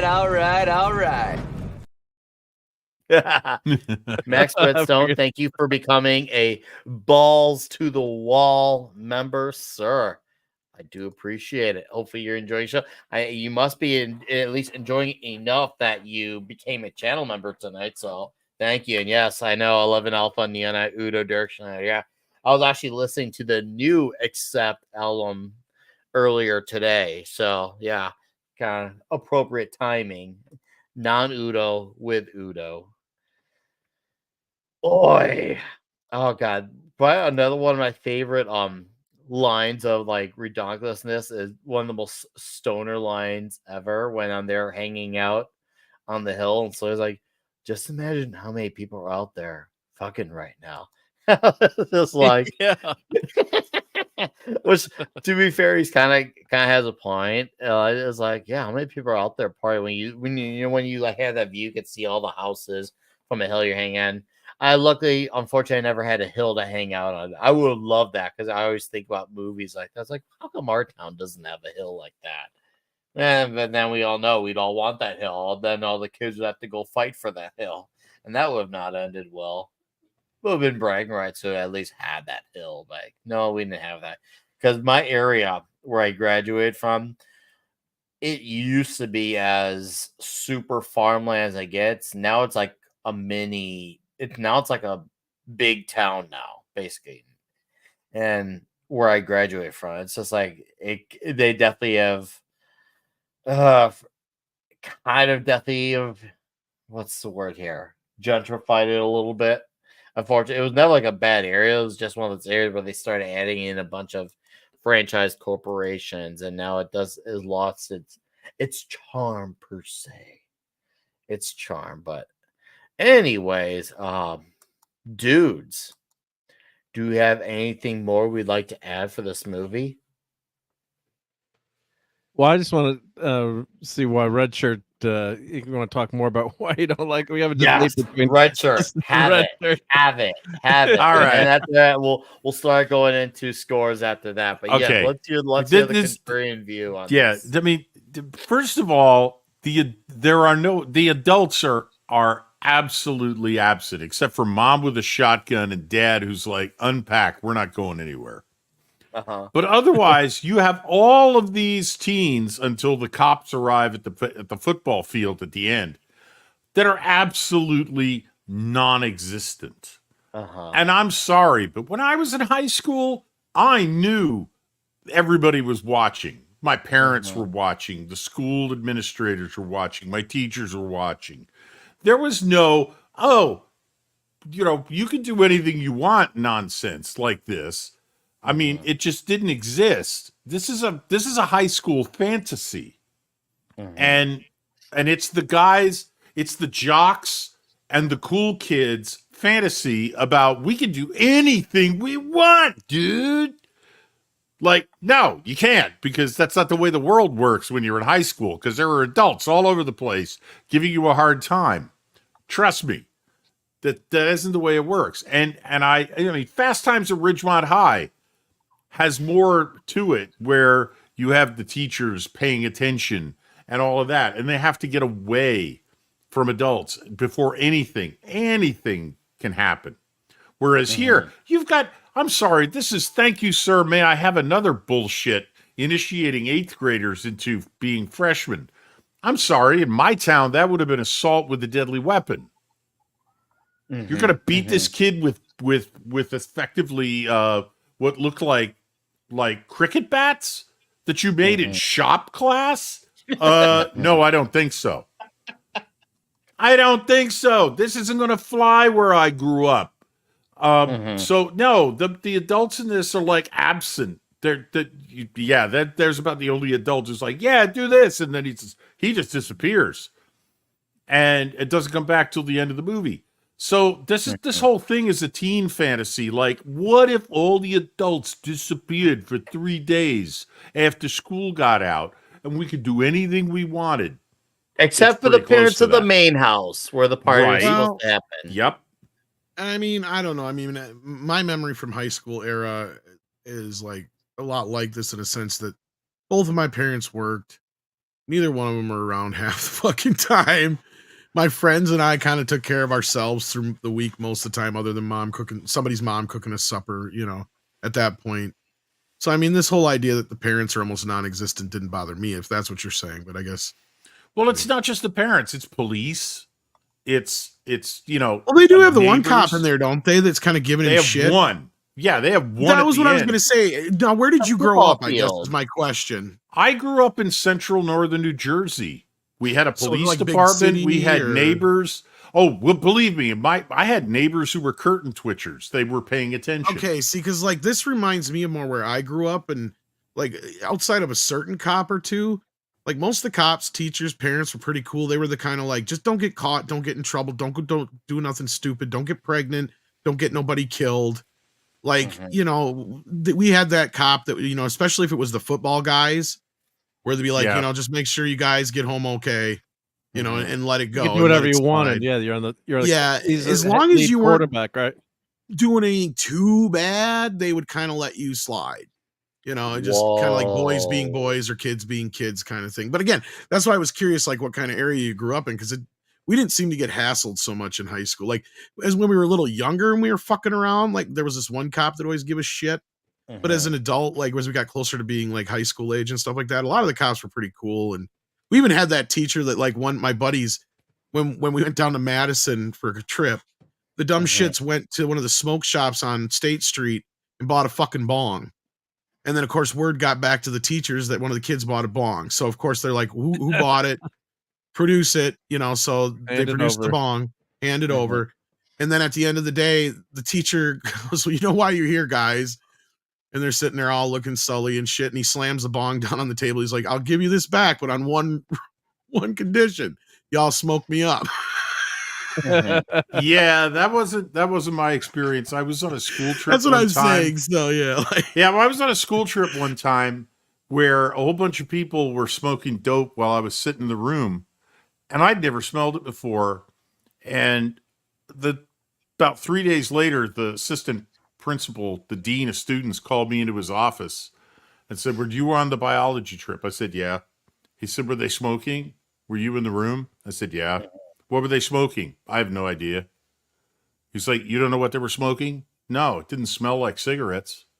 But I don't know what it was because I've never smelled it before in my life. He said, "All right, you can go." Calls my mother. Asks her to come to his office.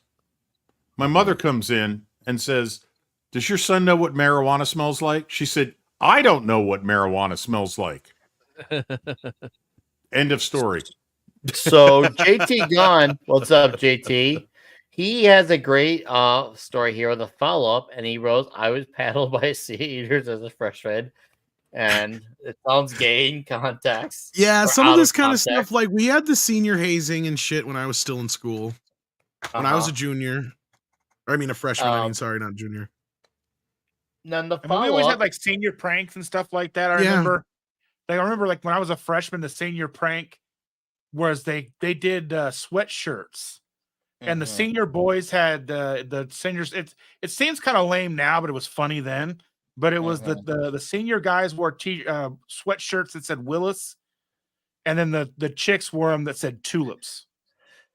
I have 2 senior prank memories. One of them can be said on air. The air one is so horrifyingly disgusting. I can't even chance. Statute of limitations is probably up. Yeah.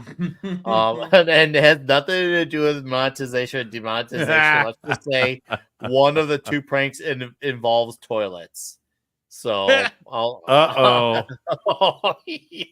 it's really no pun intended. It's very shitty. And every spring, the toilets explode. I want them watched. I want them on double secret probation. I'll tell you about the watered down. I'll tell you about the watered down prank. The amount of stink bombs that went off in the hallways. Those hallways reeked. It smelled bad. It smelled. Well, and that's the problem with being like bad. the kid I was, and then having a kid like mine is like 9 times out of 10, my kid had to do something really bad before I could really go with the like, you know, I never did anything like this shit when I was your, you know what I mean? Like when you get to that point when you realize, fuck, a lot of the stuff I did was worse than this. How do I handle this situation? You know, like high five. I don't know. Yeah, I don't know. It's like, yeah, you know, because then until the law gets involved, then it's kind of like that, you know, one of the few times where I'm just like, God damn it, kid, you know, like, how do you handle this shit? You know, that's the funny part. It's a lot easier being a kid than it was a parent. Sorry. Oh, I'm sure. Well, that's for sure. Viewer, you don't want to know. Like, seriously, it's so shitty. It's really shitty. Like, and I wasn't even involved in it. Let's just say I was a criminal mastermind that helped cause it without being directly involved in it. I was a kingpin, if you will. I had the dirty work done by others. Very dirty work. I mean, we did pranks, but we didn't do that bad of pranks because being in a small place, it was really difficult to hide who did what. That was the thing, like with the bong story. Like, and that was the thing with the teacher. I guarantee you, the only reason he did anything is because students were saying something, and of course, the other teacher freaked the fuck out. You know what I mean? And we had like some of those teachers were ones that would be like real bitches and assholes, and then you had some that were real cool, right? So, like for our senior class, we'd have 2 teachers that would be like our senior advisors, and I'm sure you guys had something similar to that. Oh Of course, yeah, that I same remember. teacher- I was just gonna say that same. Oh, go ahead. Finish it. That same teacher was ours, and the other one was the school therapist or whatever you call it. Not therapist. What's the thing that everybody hates? Psychologist or No. counselor? Guidance counselor. That's it. Thank you. And that bitch was a bitch. Yeah, I had one of those. Okay, so like I showed up to the day, and I was already in a pissy mood for a million other reasons I'm not going to get into because it's a long ass story. To graduation, and she was all like, "Fucking, you're not wearing those," because I was wearing sunglasses. I said, "Why not?" And she goes, "Because I said so." And I said, "Well, what are you going to do? Fucking suspend me?" You know, kind of thing. And so she's like, "Just take them off." And my teacher, and then finally he comes over and he goes, "Look, just pander her, take them off, and then when you get up on stage, you can put them back on. There ain't shit she can do." So like that's what I'm saying. Like he was the cool, you know what I mean? He was the cool guy that just kind of like kept the peace and was like the cool teacher. He was the history teacher. He was awesome as shit. I had a great criminal law teacher. He was actually really good. Like he actually like had detailed ways of viewing the law. He wasn't like a lot of days when you look at like criminal justice college professors who teach everything from a very super slanted perspective. He actually was a good teacher, and he actually was nice and actually tried to help kids. And I remember I delivered pizzas to him later on in my life, and he tipped me very well. So I was very happy. I remember when I saw, I was like, "Mr. So-and-so." He's like, "Nick." I was like, "You were a great teacher, man." He was like, "Hold on, let me go get some money for you." I was like, "Oh, sweet." Well, what was weirder is one of my teachers from school, my algebra teacher, ended up being my kid's principal, which made it a weird thing because, like, yeah, it was just because he knew me and I knew him, and then he knew my kid, and it was like this whole like thing. We got to a point where we had each other's phone numbers and shit. Yeah. Anyway. Well, my kids, yeah, some of the teachers that were there forever, like where they were really young, and now then they taught my kids, 20 plus years later. It was hysterical. Yeah. Nobody could believe it that my math teacher in junior high was the same fucking teacher that my parents had. Nobody would ever believe me when I said that. Yeah. And that motherfucker still lived and retired. He retired like I think somewhere close to when I graduated, actually, I want to say. So like he lasted another 4 or 5 years after me and then retired. And then I don't think he passed away until like 5-10 years ago. So like that guy lived quite like he was a good, cool dude, but like, man, I couldn't believe it. And people called me a liar and shit. I'm like, no, I shit you not. My mom and dad had the same fucking teacher. Actually, they had multiple same teachers and the same guidance counselor. The bitch I was talking about was there when my parents went to school. You should hear some of the shit my mom would say about her. That was what was funny. Because you just gotta keep living, man. LIVIN. She'd be like, "Oh yeah, she always favored the boys because she always liked the cute boys." I had my second grade. Did she now? My that's like your mom telling you that means, and she did some naughty things probably. Sorry, I didn't mean to interrupt you there. Oh, no worries. Yeah, my second grade teacher, I remember, like the one that I had the entirety of second grade. Then I went on and was working at a job in my 30s, and a girl that I work with, her daughter had the same teacher. She was like, "That old bitch," and I was like, "She was young when I had her." You know what I mean? Right. Oh, and I have a special clip. And too bad Gary's not here, but I was from one of the special features on the movie. It was a deleted scene. But here, I think too bad Gerry wasn't here. Maybe he's got this version, but let's see. Imagine how many people out there right now are fucking, man. In the ass? Of course. That clip that I sent to you, Mark. Oh, I gotta clip it. You gotta play that. That might actually be appropriate for the time too. When that aired. Yeah, because that was a dating game back then, right? Yeah. Yep. Wow. Well, this line on Like, context things were was a lot bad. looser in the 70s than they were in the 80s. I'll tell you that much. Oh, boy. Oh, that sounded really gay, but that's probably true. A lot of things were a lot looser. Hell yeah. It's getting even gayer when you say. Well, there's a reason why there's a thing such as 80s gay, Nick. Yes, there is. It's a way different gay than we have now and in the 90s and in the 70s. There was the 80s, and you introduce cocaine and disco to that group. Oh, shit. Yeah. I have been to Studio 54, but not in the heyday. Not in its heyday, but I have been to that place. and I cannot imagine how insane that place was in its heyday. Oh yeah, it was pretty fucking gay. Oh. Gay, he's so fucking gay. If that one doesn't work for you. So fucking gay, super fucking gay. It's like an anthem for the show. Culture play. I think that's the clip that Culture played the other day during his morning. Yeah, like, yeah. his morning I actually have a longer version of it, which is it doesn't really say anything else, but yeah. I It's sent that okay. to It's okay. The show's been demonetized since about 5 minutes into the show. It's okay. We're way in the show now. Yeah, it's okay. No chance. Yeah. Cooler if you did, man. This show went to hell a long time ago. And it's You know, not Martha coming back. Washington we- was a great wife, man. We shut that shit down in the intros.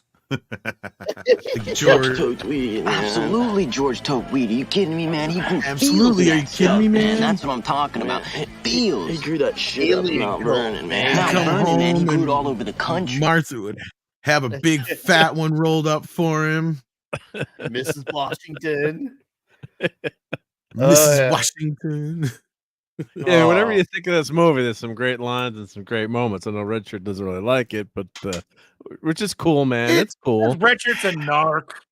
But I was. How old are you, Red Shirt? That was, I guess, when you 61 years old. I was an That's 8th why. grader in 1976. I That's am why. the age of the freshman in this movie. You were getting your ass beat. That's why I was getting my ass kicked. Yes. So you were more of an 80s teenager, closer to the 80s anyway. I was graduating from college in the 80s, dude. Yeah, so that's when your heyday was probably, I suppose. yeah, I graduated Yeah. '86, so I got to watch that sequel. But yeah, I mean, living through it's the not as 70s good, from- but yeah, it's just No, it's but the I same mean, vibe. you know, it's. I was very good at avoiding a little bit of this way. This whole initial scene with the paddles and everything. I would have been very pragmatic. I'd have gone straight to the principal's office, said, I need to use a phone. Called my mom and said, you got to come get me. And she'd have driven up to the front of the high school. I'd have gotten in the car and she'd driven me home. Because I wouldn't have put up with this shit. I wouldn't have run across the baseball field and tried to avoid these guys. I'd have been like, no, I'm not putting up with this shit. Because even back then, I was like, this is bullshit. We saw what You know? happened to Mitch. Mitch got his ass beat, but then he hung out with him all night. Oh, Yeah, I you got know. lucky. What can I say? I was privileged in high school, literally privileged. So I was never that popular. I didn't care to be. I didn't give a shit. Yeah, no, this was. Well, Nick, you seem like the guy who was everybody's friend in high school, though. That's why. I was the comedian because that kept me from getting my ass beat. That was where I tried to get. That's where I tried to learn to be funny. Was in high school, but it really comes down to, you know, it was I didn't give a shit about belonging to a group in high school, which was the one thing that saved me in high school. Was I didn't really give a damn whether I was in this group or that group. When the one girl says to the other one, "Are you in or out?" and she says, "I'm in," I just said, "I'm out." That was me in high school. I don't have to go with you. I don't have to be with anybody. The whole I need to belong to this group or that group, this clique or that clique in high school, I was like, screw that noise. I was never into that. And I didn't care. So I had my Go ahead, Fitch. I didn't know No. I mean, I'm just saying. I mean, to me, high school was survival. I needed to get the grades. I needed, because my parents were going to, they were going to give me a rash of shit for the rest of my life if I didn't get into a good college. So I was all about the grade. It was like all about the base, no trouble. I was all about the grades. Okay. Everything else was gravy.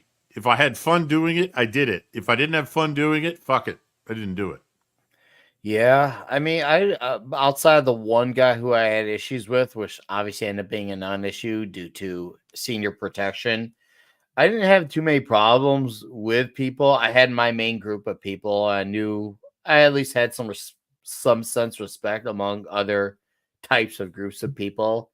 I think that paid off for when I literally begged my way into fundraising for seeing Revenge of the Sith in theaters, skipping class so I can go to every student in the entire school begging for your change. And it turned into over $100 worth. So I was able to buy tickets for Revenge of the Sith plus popcorn and tickets for my friends. So I guess in that regard, I was good. So no, but I can imagine. It was funny because for my main group, yes, some of those guys were less lucky in terms of who they dealt with. Nothing to the sense of the paddling, but in terms of personalities that they couldn't stand. Yeah, they couldn't stand guys like this. They really could not. I remember like, oh, really? You have a problem with that guy? Like, no, I don't see what the issue is. Like, oh, you don't understand Nick. And yeah, I guess I don't. Well, obviously I never will, because I've been out of high school for almost 20 years now. So I'll never know. I'll never know. I had privilege. Like Beavis and Butthead had privilege. Anyways, we have Vulcan Lives here, and he has a direct donation.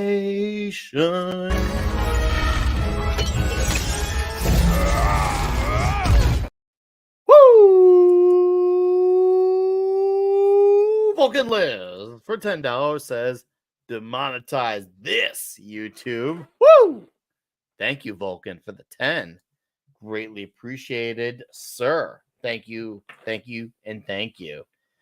Yeah, no, I could tell high school is a bit of a mixed bag, at least back then. Nowadays, it seems like it's absolutely trash, especially in big cities nowadays. At least back then, it seemed like some people, at least some, had a good experience. Nowadays, it seems like it's now all it is just preschool to indoctrination school, basically. Yeah, especially in big cities. Big cities seems like where it's really, really rampant. So I don't know. My kid was probably lucky that he was in a special program, or he'd be just as fucked. I hear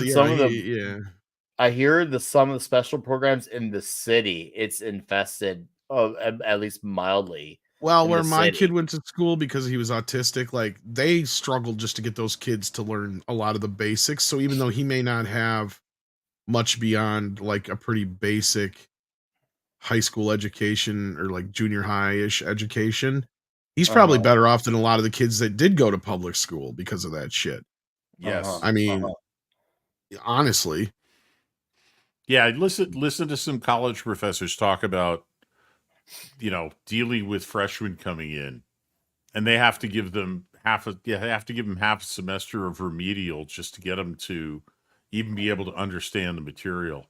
And that's not unusual now. That's most of the entering class. So anything with a hands-on, direct, one-on-one program is gonna in many cases work better than what's being done in public schools today. I mean, I was lucky in the sense that I had a lot of great teachers. It was the students I couldn't stand, but the teachers were great, except for that bitch in English in junior year. But I don't want to talk about her. Obviously, you were Revenge of the Nerds. We get it. Yeah, I was Revenge of the Nerds. We get it. Yeah. And I was kind of like Booger too. I get it. Yeah, I was. That was me. Yeah, I mean, I wasn't big. I would have been the second. I would have been the second biggest guy on my high school championship football team if I'd played. But I had bad knees, so I couldn't play. So I got into music. So I was like, yeah, now I'm a nerd. I was a band fag. That was the term at the time. YouTube, shut the fuck up. That was what we called each other. That was what they called us. Not allowed to But call yeah. yourself that now. Yeah. No. Well, Hot gents. police are out there. Yep. Was the girl a redhead in the class? Bye. I love those redheads, man. I know you. I know you. I know, yeah. and I know Slater's we're the getting best, man. we're getting near the end, but I did have to clip the most toxic clip in the movie. At the end again. It's a quick. You spit or swallow. Whatever you like. Whatever I like, I would definitely marry you. It's so degrading. And is it ironic the Bob Marley song was playing while that was happening? Actually, that's Why war, but can't yeah. we be friends?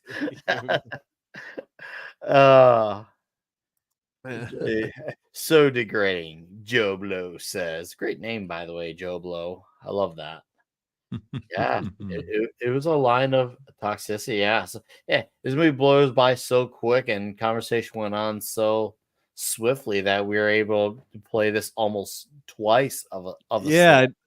I was kind of lax on my slides. I No, guess I was trying not to okay. do too Look, many, but I think it worked out pretty good. You don't want to I overdo it think it either. worked out brilliantly. We kept on flow of the smooth conversation, but Yeah, so we did it twice tonight. yeah, we did it twice tonight. Pulled out, came back in, did it twice. Yes. Oh yeah. Oh, and she was. All right. Well, She was what? Grateful. Oh, grateful. Well, dudes, we'll start starting off on our thoughts on this, our thoughts of toxicity in chat. Go ahead and get loaded up, cocked and loaded, and sound off on your scores of toxicity, and I will read them off as soon as the pile up. So we'll start off with red shirt. Why not? Let's start with Zero. 2,000. They can't do that to our pledges. Only we can do that to our pledges. No, the movie's toxic as hell. I mean, whether I like it or not, it doesn't matter. There is all kinds of dialogue. There's all kinds of things that you're just not allowed to say these days. So this has got to get at least an 8.5 on the toxicity meter, and whether I like it or not has nothing to do with its level of toxicity. You guys know I've loved some great toxic movies on these streams before. That's not the problem, but the toxicity on this is all about the high school students. This is like Lord of the Flies. If you've read that, if you were made to read that in high school, you put teenagers together, you're going to have problems. Without supervision, without rules, without boundaries, there's going to be some shit going on. I mean, the lady with the shotgun I loved. That was great. Oh yeah, bye. And all of a sudden he's going away.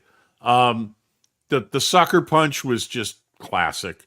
Pour the beer over his head, clock him. Yeah, he got his ass kicked, but he made his point. And they pulled the guy off of him. It didn't cost him a lot. There are those moments of rebellion in this. There are the people who say no, just no, and it has its moments. I will say I love the soundtrack. The music is every bit that I remember from my early high school days. All of those songs are memorable.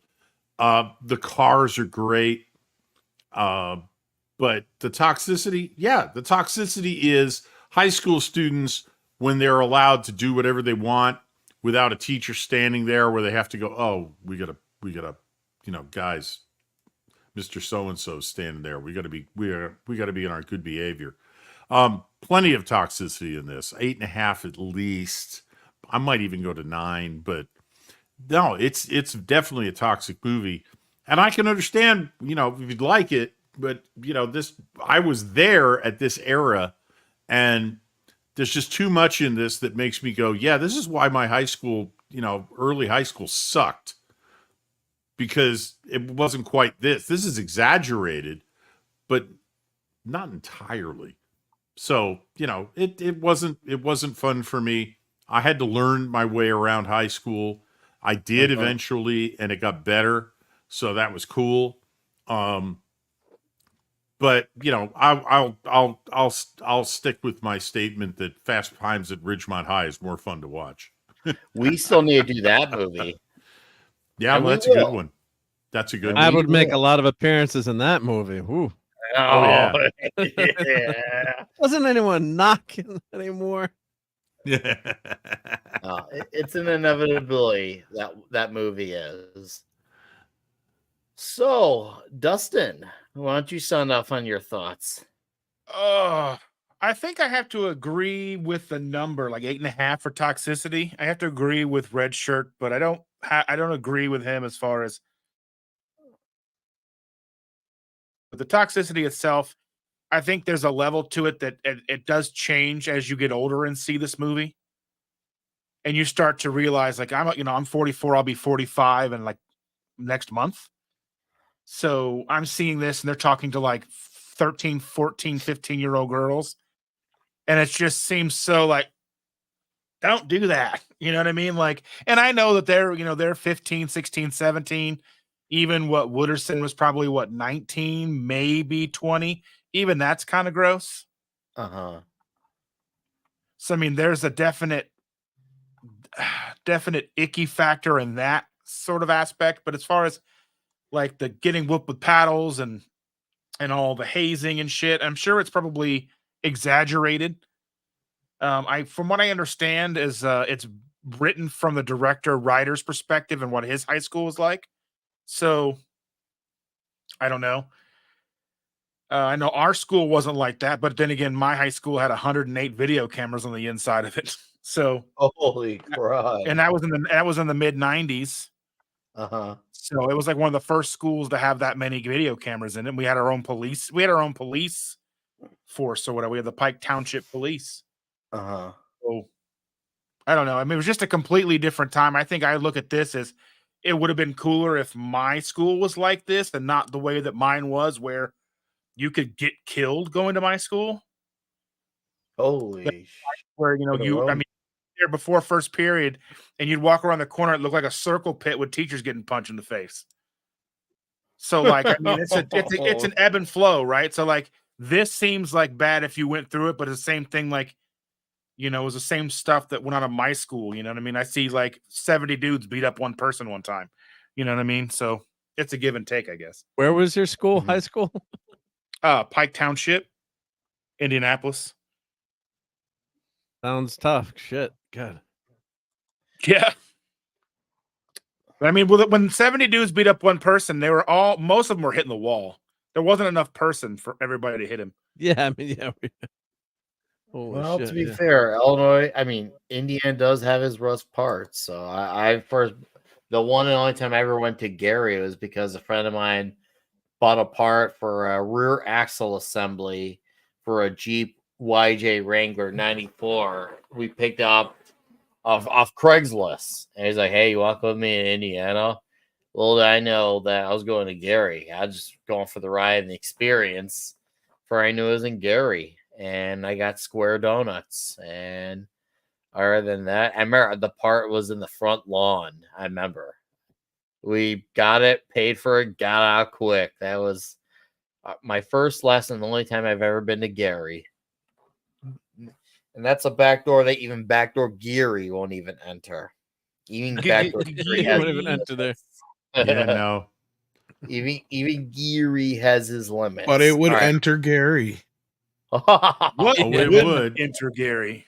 And he probably would. That'd probably be the one time he wouldn't like it.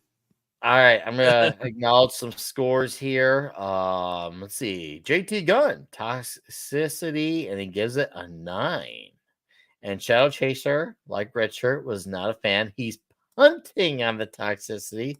Mr. Zenon 94 gives it a 90 million out of 10 for Toxicity. Yes, dude, by all means, catch the replay. It's worth it. Oh, shit. I had Keely Chow. Damn it. I'm sorry, Keely Chow. I had you now. Oh, right here. Toxicity 9. Sorry, man.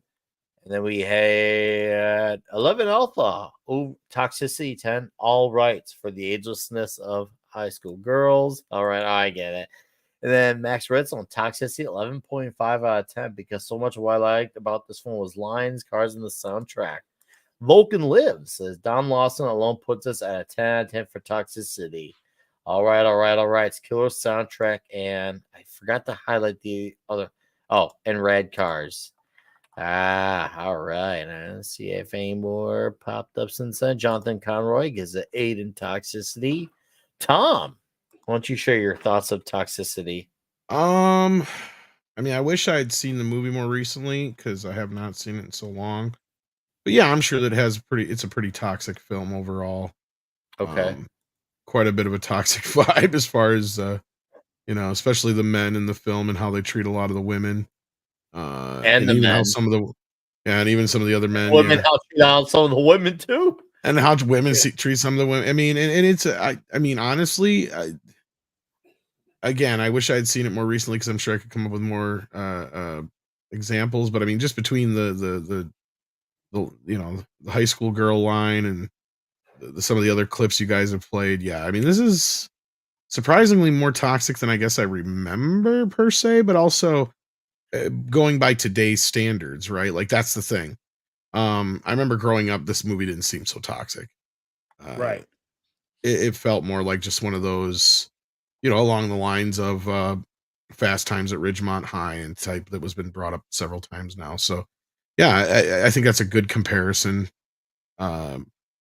There wasn't a lot of films at this time that kind of covered the 70s teenage era. It felt like that era of teenagers was kind of lost to cinema outside of horror films, which really didn't show much of the teenage, like a lot of times until you get to like the Friday the 13th and stuff in the 80s again, where we get to see more teenage, because the 60s and the 50s had a lot of teenage films, it seemed like, but I'm hard pressed to remember a lot of teenage films from the 70s. So it was kind of nice to have this throwback. And there was a couple of copycats that came out at the same time, like the Stoned Age and a couple other ones. But I understand the reference. But yeah, so I guess on the toxicity level, I'd give it about probably an 8 or 9 at least. Okay. I like that, Tom. I like that a lot. You know that? I really like that. All right, cool. Let's see if I got any more of the scores of such. Let's see here. I had a few more. Mars Monkey Max, I didn't think it was that toxic. I give it a 6. Pokey Race 6666, 9 out of 10 toxicity. All right. Well, Mark, go ahead. All right. So, yeah, this movie is pretty effing toxic. I mean, I'm going with a 9. I mean, just the lines in this one. I mean, it's just, and of course, a lot of it is, like Tom was saying, a lot of it's because you watch a movie today, things change too. So, some of these lines, I mean, I can't imagine them putting them in a movie today. Even, it's supposed to be a comedy / slice of life movie, but yeah, I mean, the way the kids are getting picked on, I mean, they would have had, a trigger warning, and they would have said, go see your local psychologist if this movie made you upset. Well, and if you're not to interrupt, but did you guys even mention that this is loosely based on Linkletter's own experiences and stuff, or? No, we didn't. I was actually meaning to highlight that earlier. I had written it down. Sorry, I just wanted to let that be known if it hadn't already. Feet away, because I failed. So as outrageous as some of this shit is, like most of it is supposedly based on shit that actually happened in high school with him and his friend. And friends. Yeah. No, but it was very believable. Tom, before Mark resumes, that I know that Matthew McConaughey based his character on his older brother. I did mention that. So as far as character basis, it was based off his older brother. But anyway, you were saying, Mark, yeah. No, it's great point to raise. Yeah, but it does seem very believable, and I know Matthew was saying, yeah, that's the one thing. Yeah, where's Led Zeppelin? Where's Dazed and Confused in this movie? Right? Doesn't I guess they couldn't afford it, maybe, but Isn't it yeah, I in mean, the film, but it's not on the soundtrack, if I remember right? is it in one of the background scenes, or is I it? wonder. I'm trying to remember, but Zeppelin was very tough to get at that time. Yeah, They they didn't still want are very anything tough. used. Yeah, they don't want anything used commercially for the most part. Yeah, but yeah, this is just toxic. But it is, I got picked on at some points in school, like we mentioned, joking about, being the D&D comic book Star Wars nerd, and then you learn how to take care of business. I remember asking my dad, what do you do if someone calls you a pansy? You punch him in the fucking face. So, I mean, my dad was a hard-nosed guy, but that was him. But yeah, I mean, you gotta kind of stand up for yourself. Or like the kid, what's the long-haired kid's name? He gets his ass whooped, but they kind of respect him for that, and he hangs out with them. So there's part of that too, where it's like a hazing, but it's hopefully not too bad, and then you become one of the guys. And they all mention they went through this, but I mean, today, if you had this kind of movie, I mean, it's just it's just not gonna fly, which Well, is part of the crazy. hazing was to see how you would handle it too, right? And that's the whole Right. point. Like you were saying, the kid was cool about it, so they were cool with him about it. Now, if you're a little pansy ass bitch, then you were gonna get treated like that for the rest of your high school life. Yeah, I'm gonna find you. I'm gonna chase you down wherever you are. Yeah, and of course, Batfleck takes it too far, and this is one of the classic, one of the best scenes of the movie when they dump the paint on him. But it's just amazing how much things have changed. I went to high school in the '80s, and this was fun to watch, but it was very close to my time in high school. But now watching it again years later,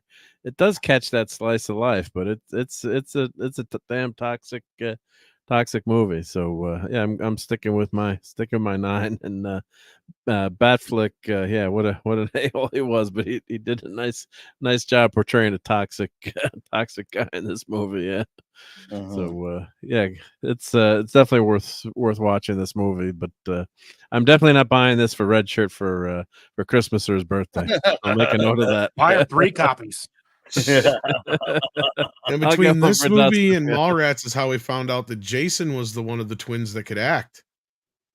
Oh, there you go. You guys brought that up or not? But yeah, someone mentioned they were twins. Yeah, a lot of nice Jason could Mustangs act, in this but movie. Jeremy just was a fucking stoner and couldn't act for shit.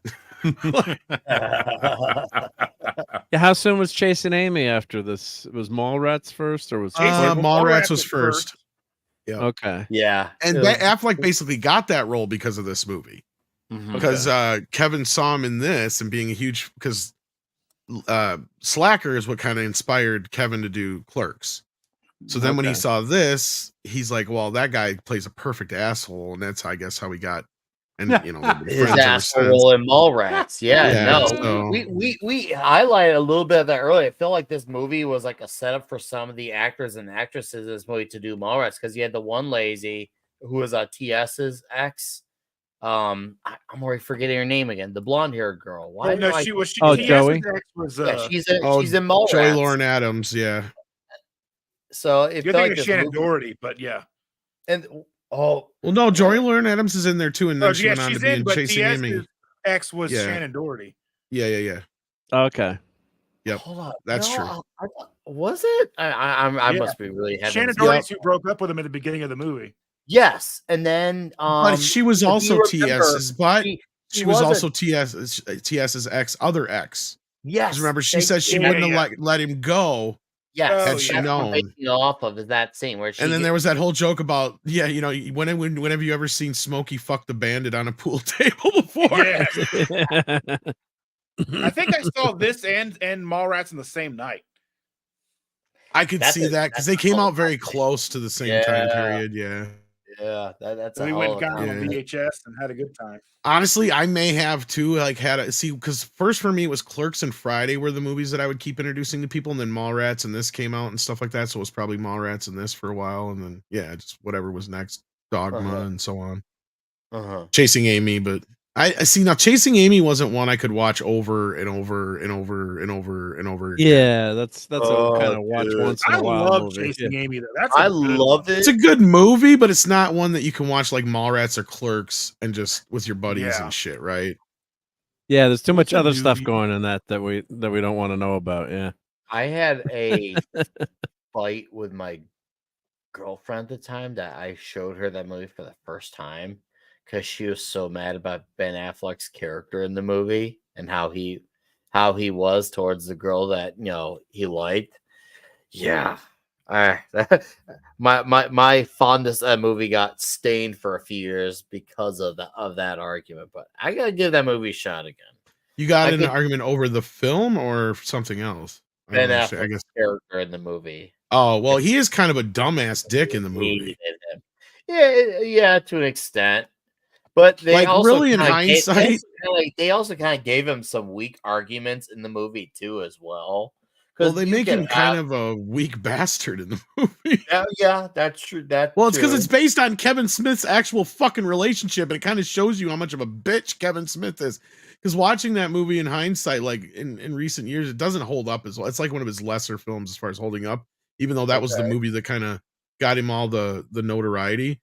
Like, first of all, if you know anything about lesbians, if she was really a lesbian in the first place, then there's no way she would have left a woman for Ben Affleck regardless, right? Secondly, it's just the whole movie's kind of predicated on, dealing with somebody who's just basically is a slut, right? And it's what it's based on is between Kevin Smith, a girl he dated in high school who did nothing but sleep around on him, and his relationship with Joey Lord and Adams at the time, who was completely out of his fucking league. So that's really what it is him dealing with that. So, yeah. So in hindsight, to me, it feels like a very high schoolish kind of movie. I don't know how else to put it. Like, really immature movie. Does that make sense? No, it does make a lot. I actually understand where you're coming from with that perspective. Great jokes in it, but overall, the story is one of the most unbelievable fucking stories in the world. Like, Jason Lee is right in that movie when he gives him the whole, like, you have $100 bill. At the end of each street, you have the Easter Bunny, Santa Claus, and what is it, the leprechaun or whatever, and a man-hating dyke and a and a nice lesbian. Which one's going to get to the $100 bill first? The man-hating dyke, because the rest of them are a figment of your fucking imagination.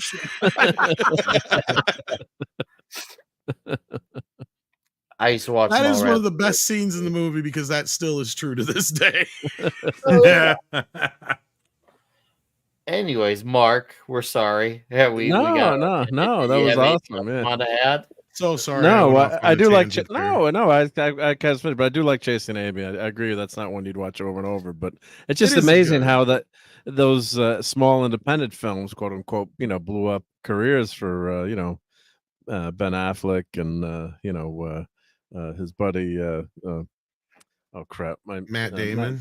Matt Damon, right? Damon was Damon. Damon. But when you think of Kevin Smith, he's become a different kind of person today, but back, that example.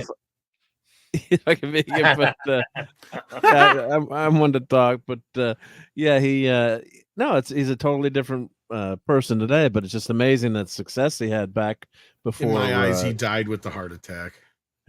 Yeah, so you don't want to. Which is tough, but he was one of those independent stories, right? I mean, just someone share that with me. I'll send it to you. Yeah, I have a T-shirt.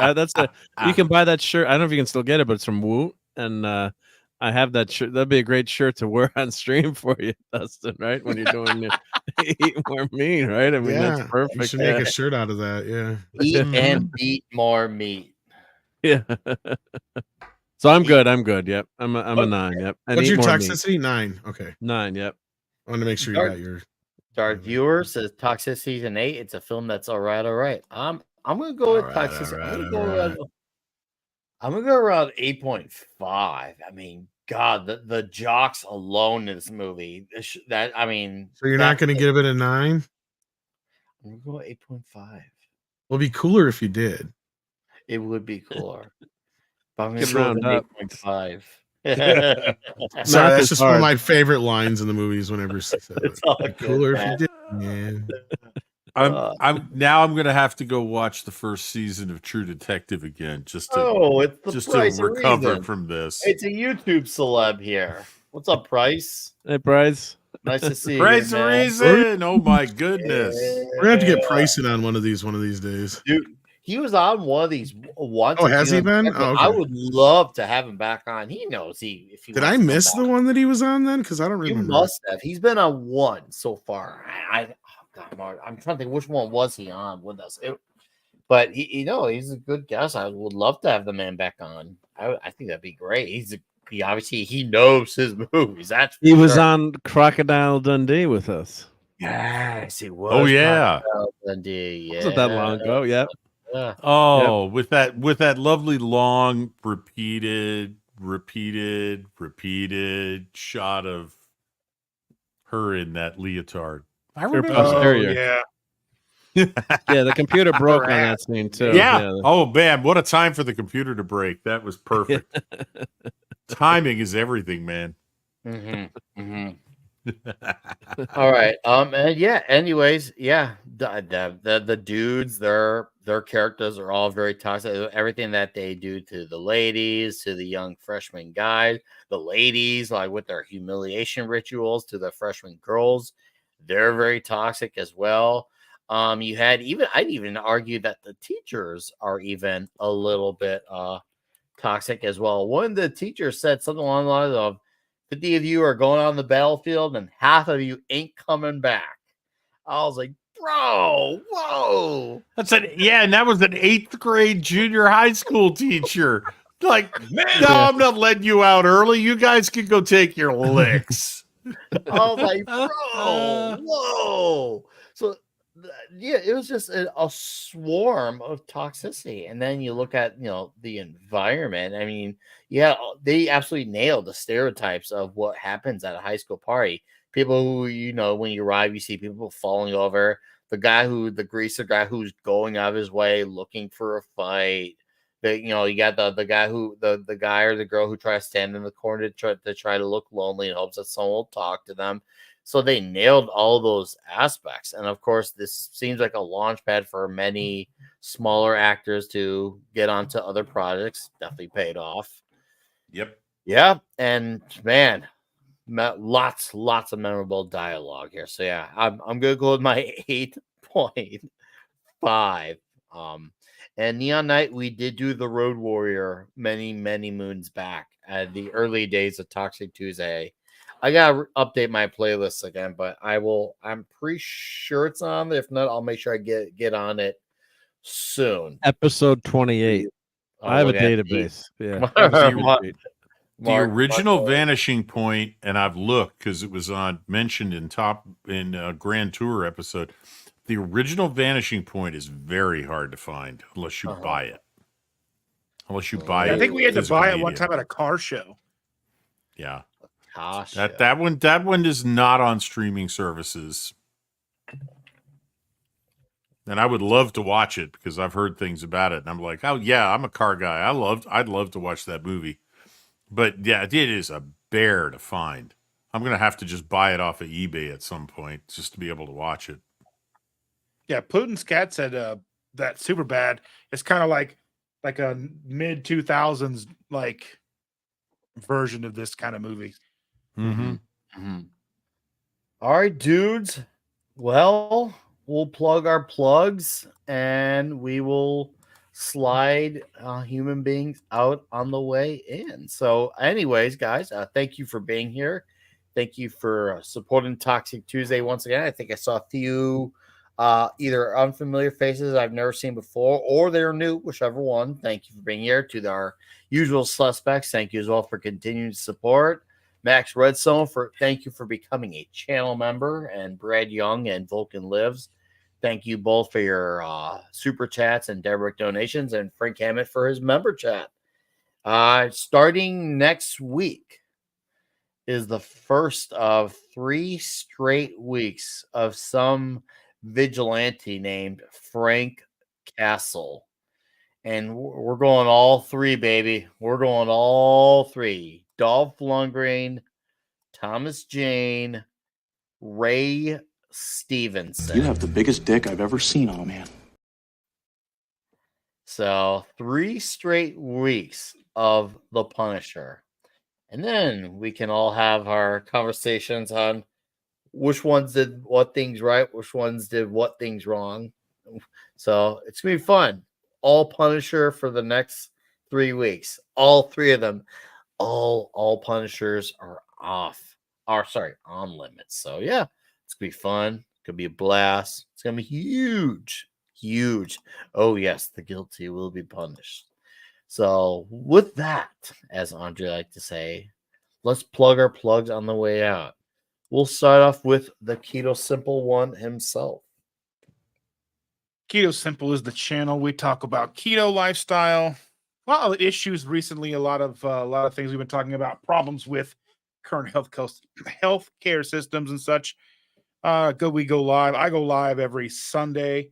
Shannon and I go live on Tuesdays, and I put out video content during the week. So check me out. I'm trying to hit 5,000 subscribers. I'm at like 46 something.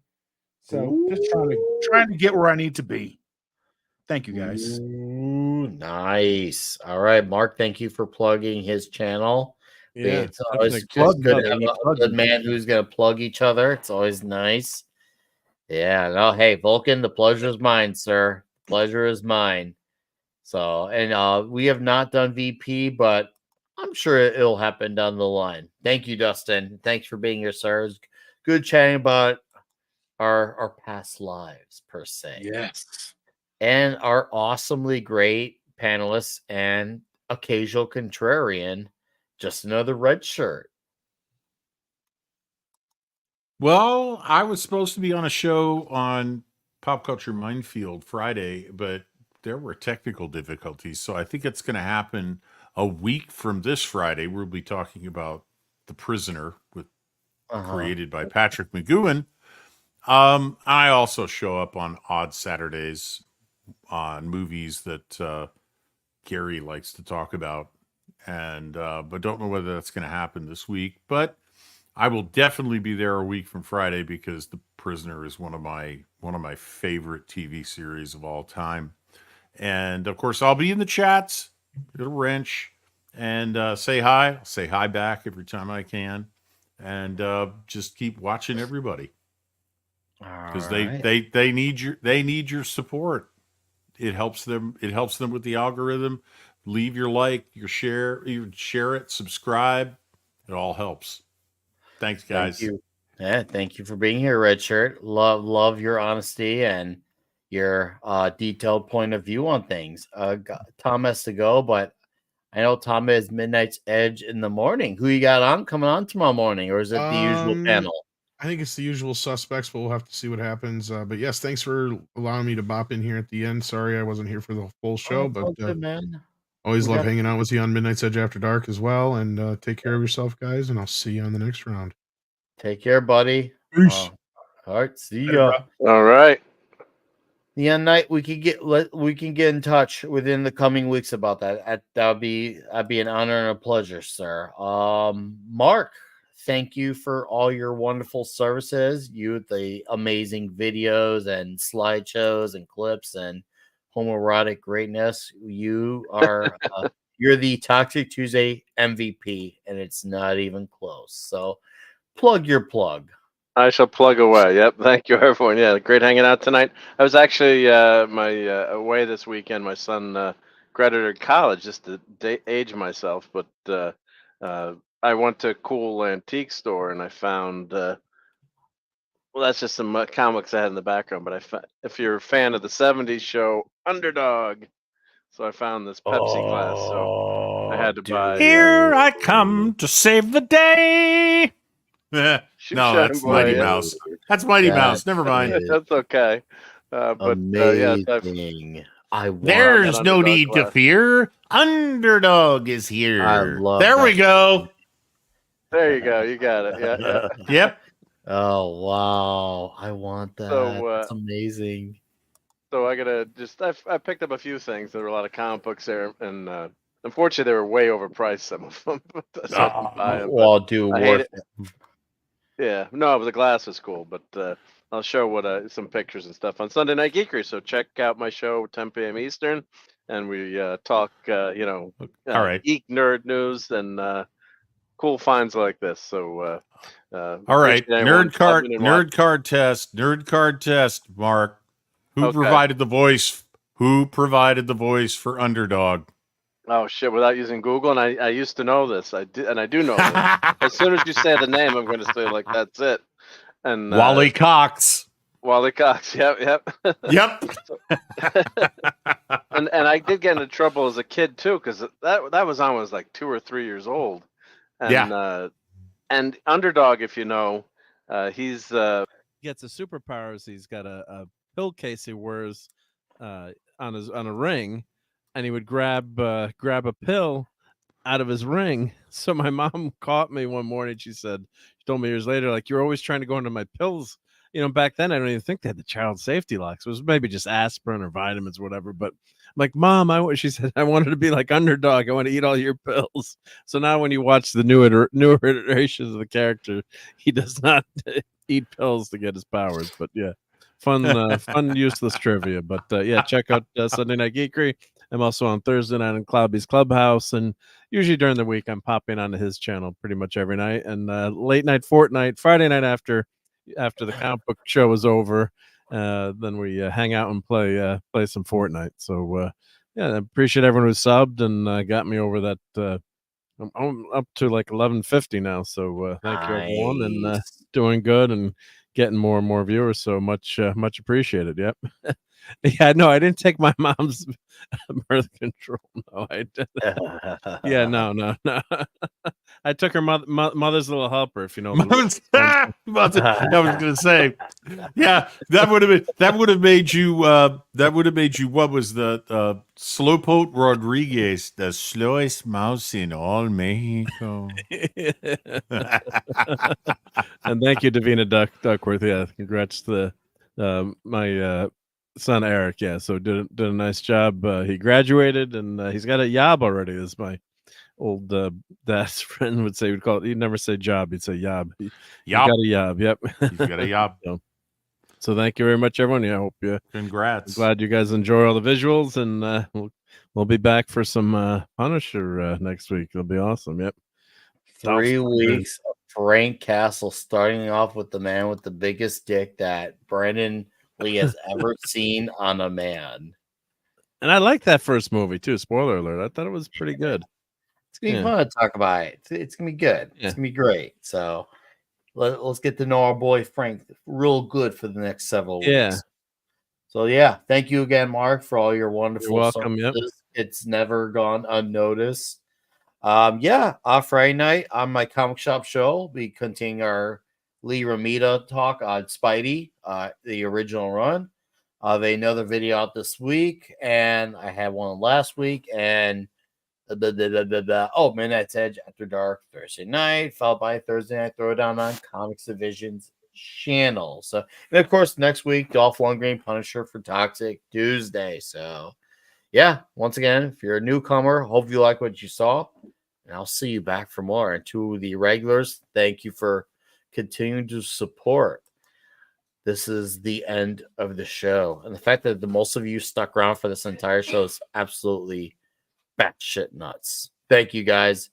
You all have a magical evening. Goodbye, good fight, good night. You're still here? It's over. Go home.